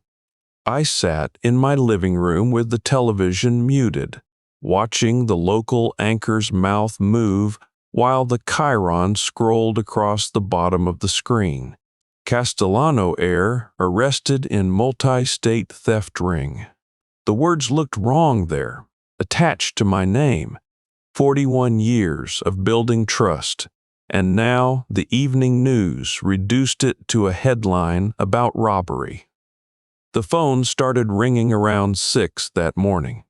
First call was Frank Gutierrez, owner of a small bank in Tempe where I'd installed vault locks 15 years ago. Ned, I just saw the news. His voice carried something between sympathy and suspicion.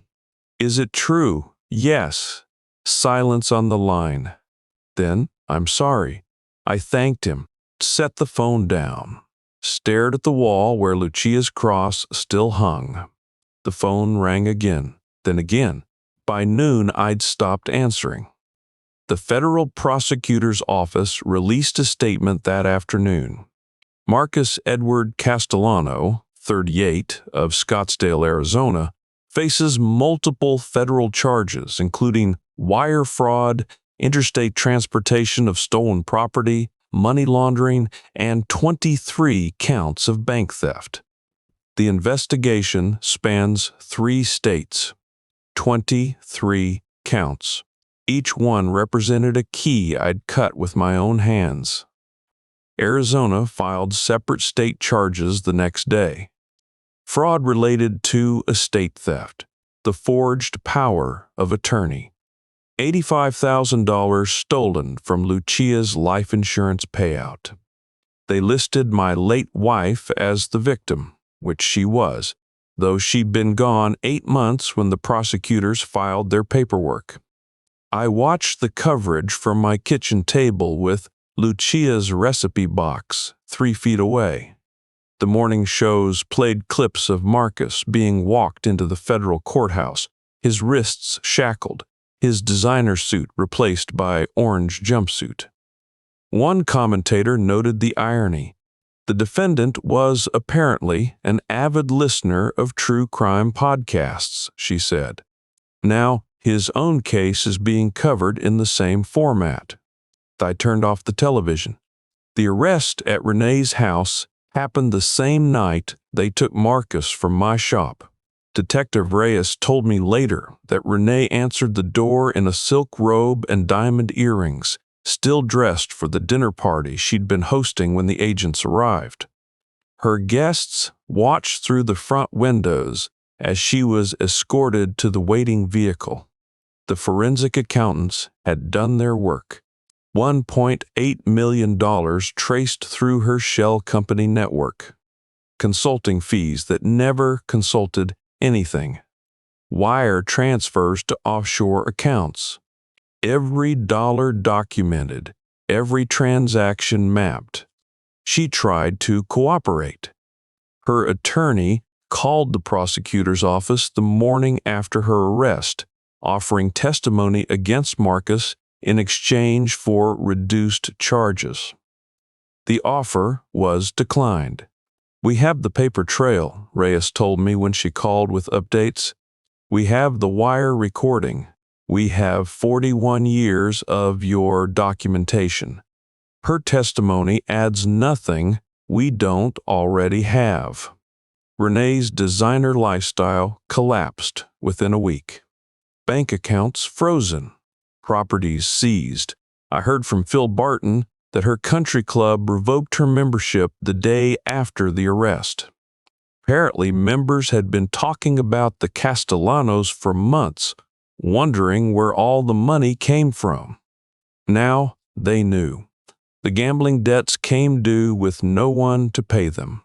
Marcus owed $340,000 to people who didn't file lawsuits when payments stopped. With him in custody and assets frozen, the bookies had no legal recourse.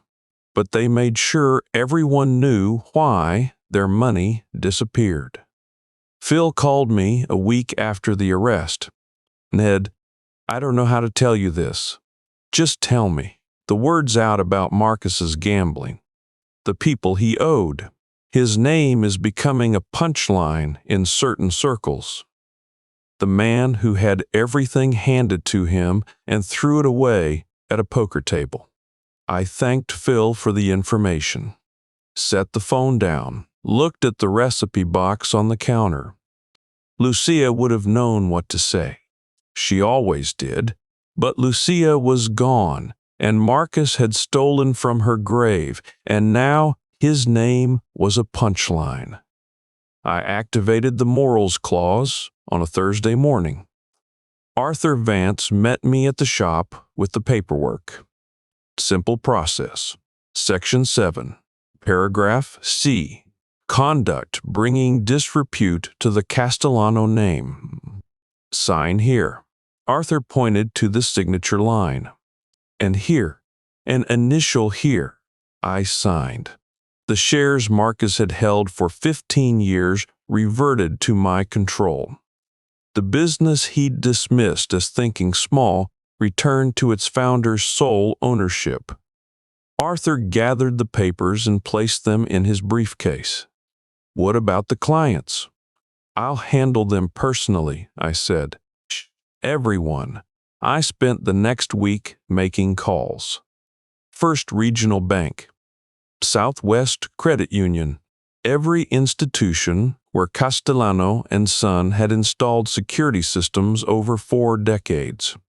Mr. Sullivan, the branch manager at First Regional, said when I reached him, "I saw the news. I wasn't sure what to think. The company will continue under original management." My voice was steady. Expanded background checks. New security protocols. Everything documented. Silence on the line.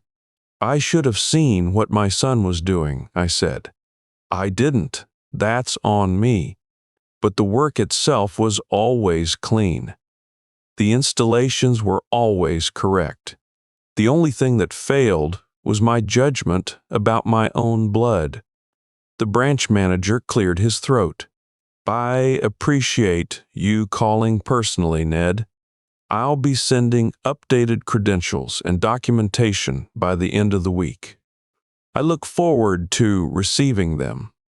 Clients who'd heard the rumors called over the following days to confirm I was still operating.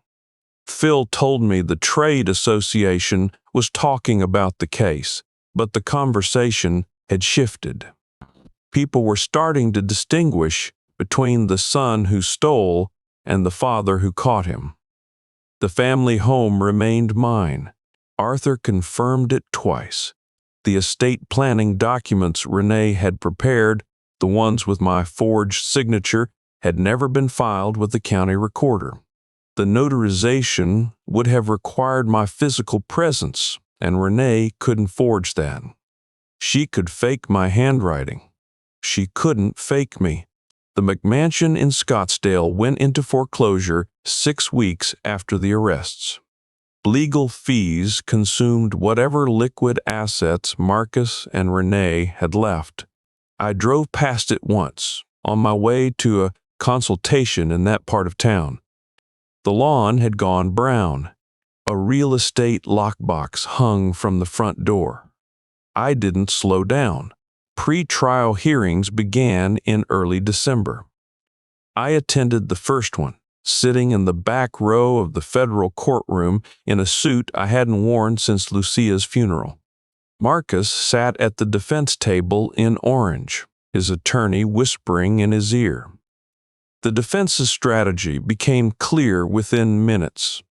"Your Honor," the attorney said, "my client contends that his father was not merely an unwitting participant, but an active collaborator in the alleged scheme." I kept my face still. My hands rested on my knees, fingers interlaced. The prosecution objects. The federal prosecutor, a woman named Catherine Webb, stood and faced the judge. "We have evidence contradicting this claim." She held up a USB drive. "This is a recording made by Ned Castellano during a conversation with the defendant on November 12th of this year. The conversation was legally recorded under Arizona's one-party consent law." The judge nodded. "Play the relevant portion." The audio filled the courtroom. My voice, steady and measured, asking questions. Then Marcus's voice, cracking with desperation. "You thought I was senile," my recorded voice said. "Then, Marcus, you called my records worthless. Called this shop outdated. Thought I was too old and deaf to figure out what you were doing." Pause in the recording. Then Marcus again. "Dad cuts these without questions. Just say, 'storage unit.'" The courtroom went still. Someone coughed in the gallery. The defense attorney's pen stopped moving against his notepad. The audio continued for another minute. Marcus confessing to the gambling debts, to the shell companies, to the forged power of attorney. His own words, captured by the device hidden in my ear, played for the entire courtroom to hear. The defense attorney's face went gray. "Your Honor," he said, "may we have a recess to consult with our client?" The judge granted 15 minutes. I watched Marcus confer with his attorney. His shoulders slumped. His hands shook. The confidence I'd seen in my workshop that night had vanished. The attorney pivoted to plea negotiations that afternoon. Tommy learned the truth at school. A classmate showed him the news coverage on a phone during lunch. My grandson, 14 years old, watched his father's mugshot scroll across a screen while other students gathered around to watch. The school counselor called me that evening. "Mr. Castellano," she said, "Tommy's been in my office all afternoon. He's asking for you." I drove to the school. Found Tommy sitting in a plastic chair outside the counselor's office, his backpack on the floor beside him. He wore his Phoenix Suns hoodie, the one I'd bought him last Christmas. His shoulders curled inward, making him look smaller than his 14 years. His eyes were red. His hands gripped his knees the way mine had gripped the armrests during Marcus's hearing. "Hey, buddy," he looked up at me. "Is it true?" I sat down in the chair next to him. Yes. He didn't say anything, just stared at the floor. "Your father made choices," I said. "Bad ones. He hurt a lot of people, including you, including me." Tommy's jaw tightened. "Mom too?" "Yes, she was part of it." Tommy closed his eyes. I didn't know what to say. Didn't know how to explain that the parents he'd loved and trusted had built their lives on theft and lies. That the house where he'd grown up was purchased with money stolen from elderly women who kept their life savings in safe deposit boxes. "What happens now?" Tommy asked. Child Protective Services opened an investigation 3 days later. With both parents facing incarceration, the home environment required assessment. A social worker visited the Scottsdale house already in foreclosure, already emptied of the furniture that had made it a home. I petitioned family court for temporary custody. Arthur Vance handled the paperwork. Character references arrived from unexpected sources. Margaret Holloway submitted a letter detailing my cooperation with the investigation, my immediate transparency when confronted with evidence, my willingness to testify against my own son for the sake of justice. Detective Reyes provided documentation of my role in the case. She noted that I had come forward voluntarily, worn the wire without hesitation, provided 41 years of records that became the prosecution's roadmap. The family court judge reviewed the filings in her chambers. I sat in the waiting area with Arthur beside me, watching other families cycle through the system. Custody disputes, divorce proceedings, the ordinary wreckage of ordinary lives. "Mr. Castellano," the clerk appeared in the doorway. "Judge Morrison will see you now." The hearing lasted 20 minutes. "Mr. Castellano," Judge Morrison said, studying the papers on her desk, "you understand that this is a temporary arrangement, pending the outcome of your son's criminal proceedings."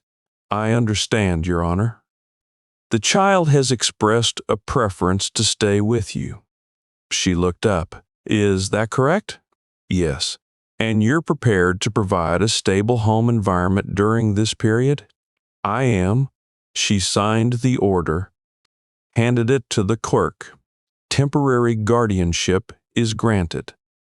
The court will review this arrangement following sentencing." Tommy moved into my house that weekend.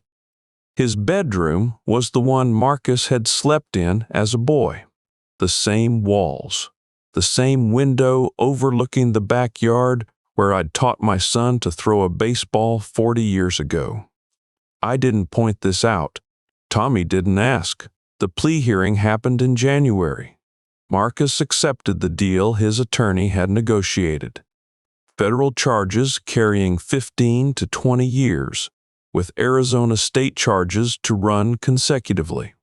The gambling debts, the wire fraud, the interstate transportation of stolen property, 23 counts of bank theft. One life traded for the things he'd stolen from others. Renee's hearing followed 2 weeks later. 8 to 12 years for money laundering and conspiracy. Her attorney asked for leniency, citing her role as a financial manager rather than the primary actor. The judge disagreed. Mrs. Castellano established the shell companies that laundered nearly $2 million in stolen property. She forged documents to steal from her husband's dying mother. The court finds no basis for leniency. Sentencing day arrived on a gray February morning. I wore my good sport coat, the charcoal one Lucia had picked out for our 40th anniversary. I sat in the gallery, 3 rows back, watching the proceedings unfold. Marcus stood at the defense table. Orange jumpsuit, shackles on his wrists and ankles. His hair had grown out, unkempt without the expensive product he used to slick it back. His face carried the hollows of a man who'd stopped sleeping. The judge, an older woman named Patricia Chen, addressed him. "Mr. Castellano," she said, "this court has seen many cases of financial crime. Theft, fraud, exploitation." Marcus stared at the table in front of him. "But this case carries particular cruelty that the court must address." She paused. "You used your father's skills, his reputation, his life's work as weapons against innocent people.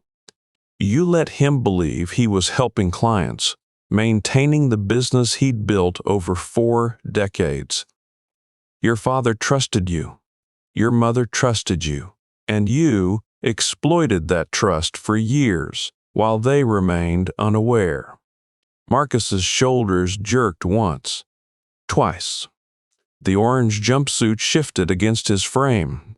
The court sentences Marcus Edward Castellano to 18 years in federal prison within the negotiated plea agreement range, to be followed by consecutive state sentences as determined by Arizona jurisdiction.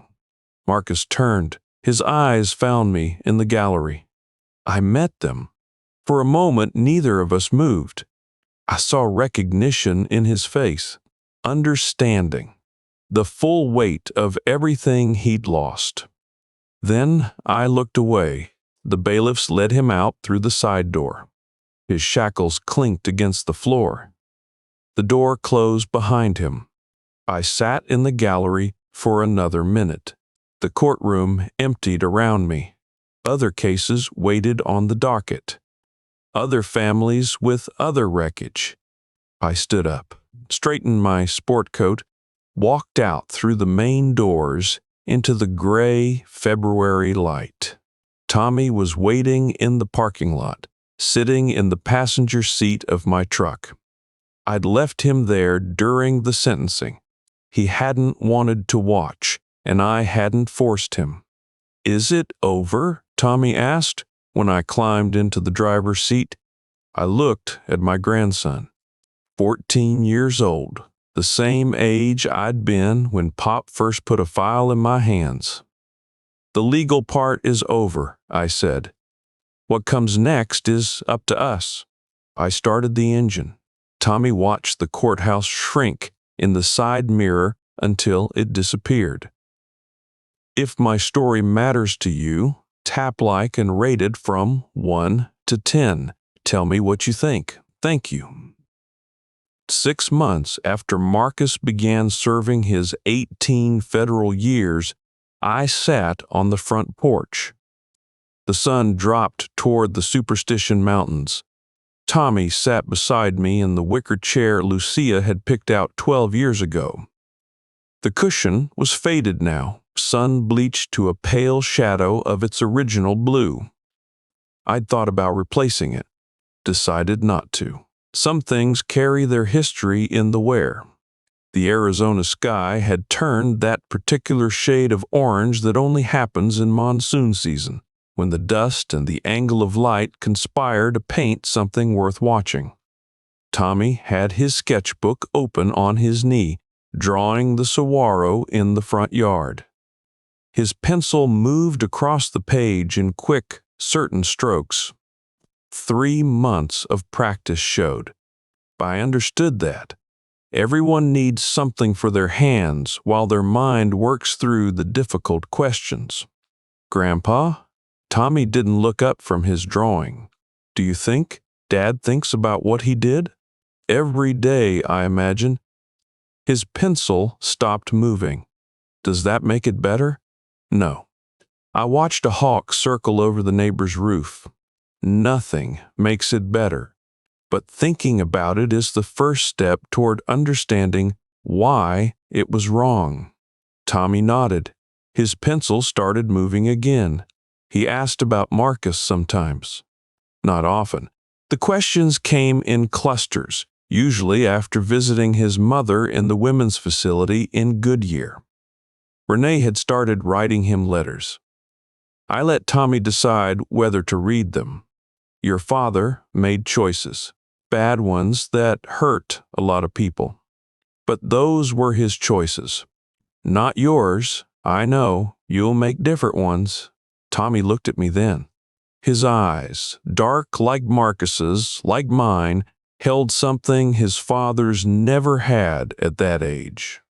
A steadiness, an awareness that actions carry weight. I'm trying. That's all anyone can do. The sun hit the mountains.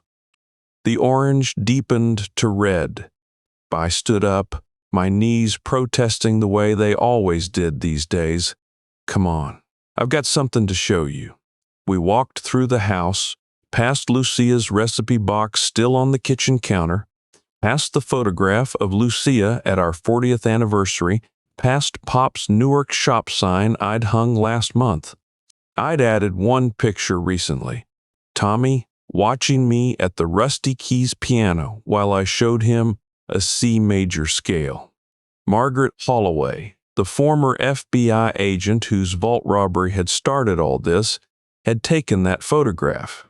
She'd become an unexpected friend, joining us for Thursday nights at the club, sitting at a corner table with a glass of wine, listening to whatever I felt like playing. We had dinner together most Sundays now, two people who'd lost too much, finding comfort in survival. The basement stairs creaked under our weight. The workshop waited below, unchanged except for the second workbench I'd installed against the far wall. Tommy's workbench.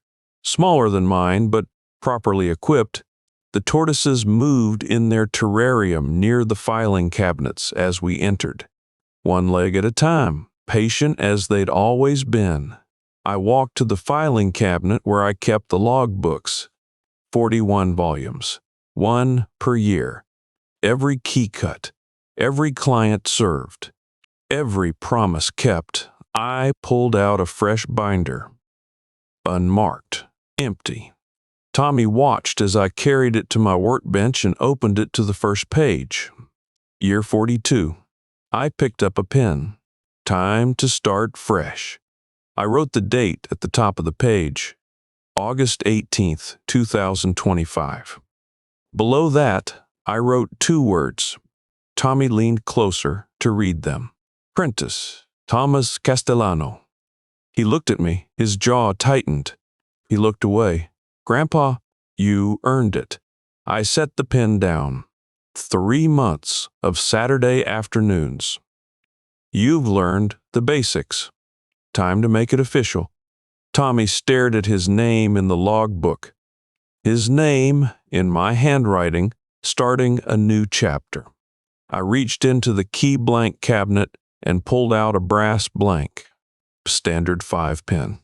The kind I'd learned on 48 years ago, standing on a milk crate in my father's Newark shop. I handed it to Tommy along with a hand file. You know what I love about this work? He shook his head. When you make something with your hands, it carries part of you. Good or bad, it carries part of you. Tommy turned the blank over in his fingers, studied it the way I'd taught him.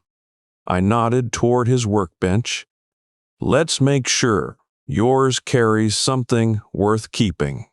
Tommy walked to his bench, clamped the blank in the vise, positioned the file the way I'd shown him a dozen times. I watched him make the first cut. Steady, careful, the metal sang under his hands. The tortoises watched from their terrarium, patient as they'd always been. Outside, the sun finished setting. The workshop lights hummed overhead. The smell of machine oil and old paper filled the room.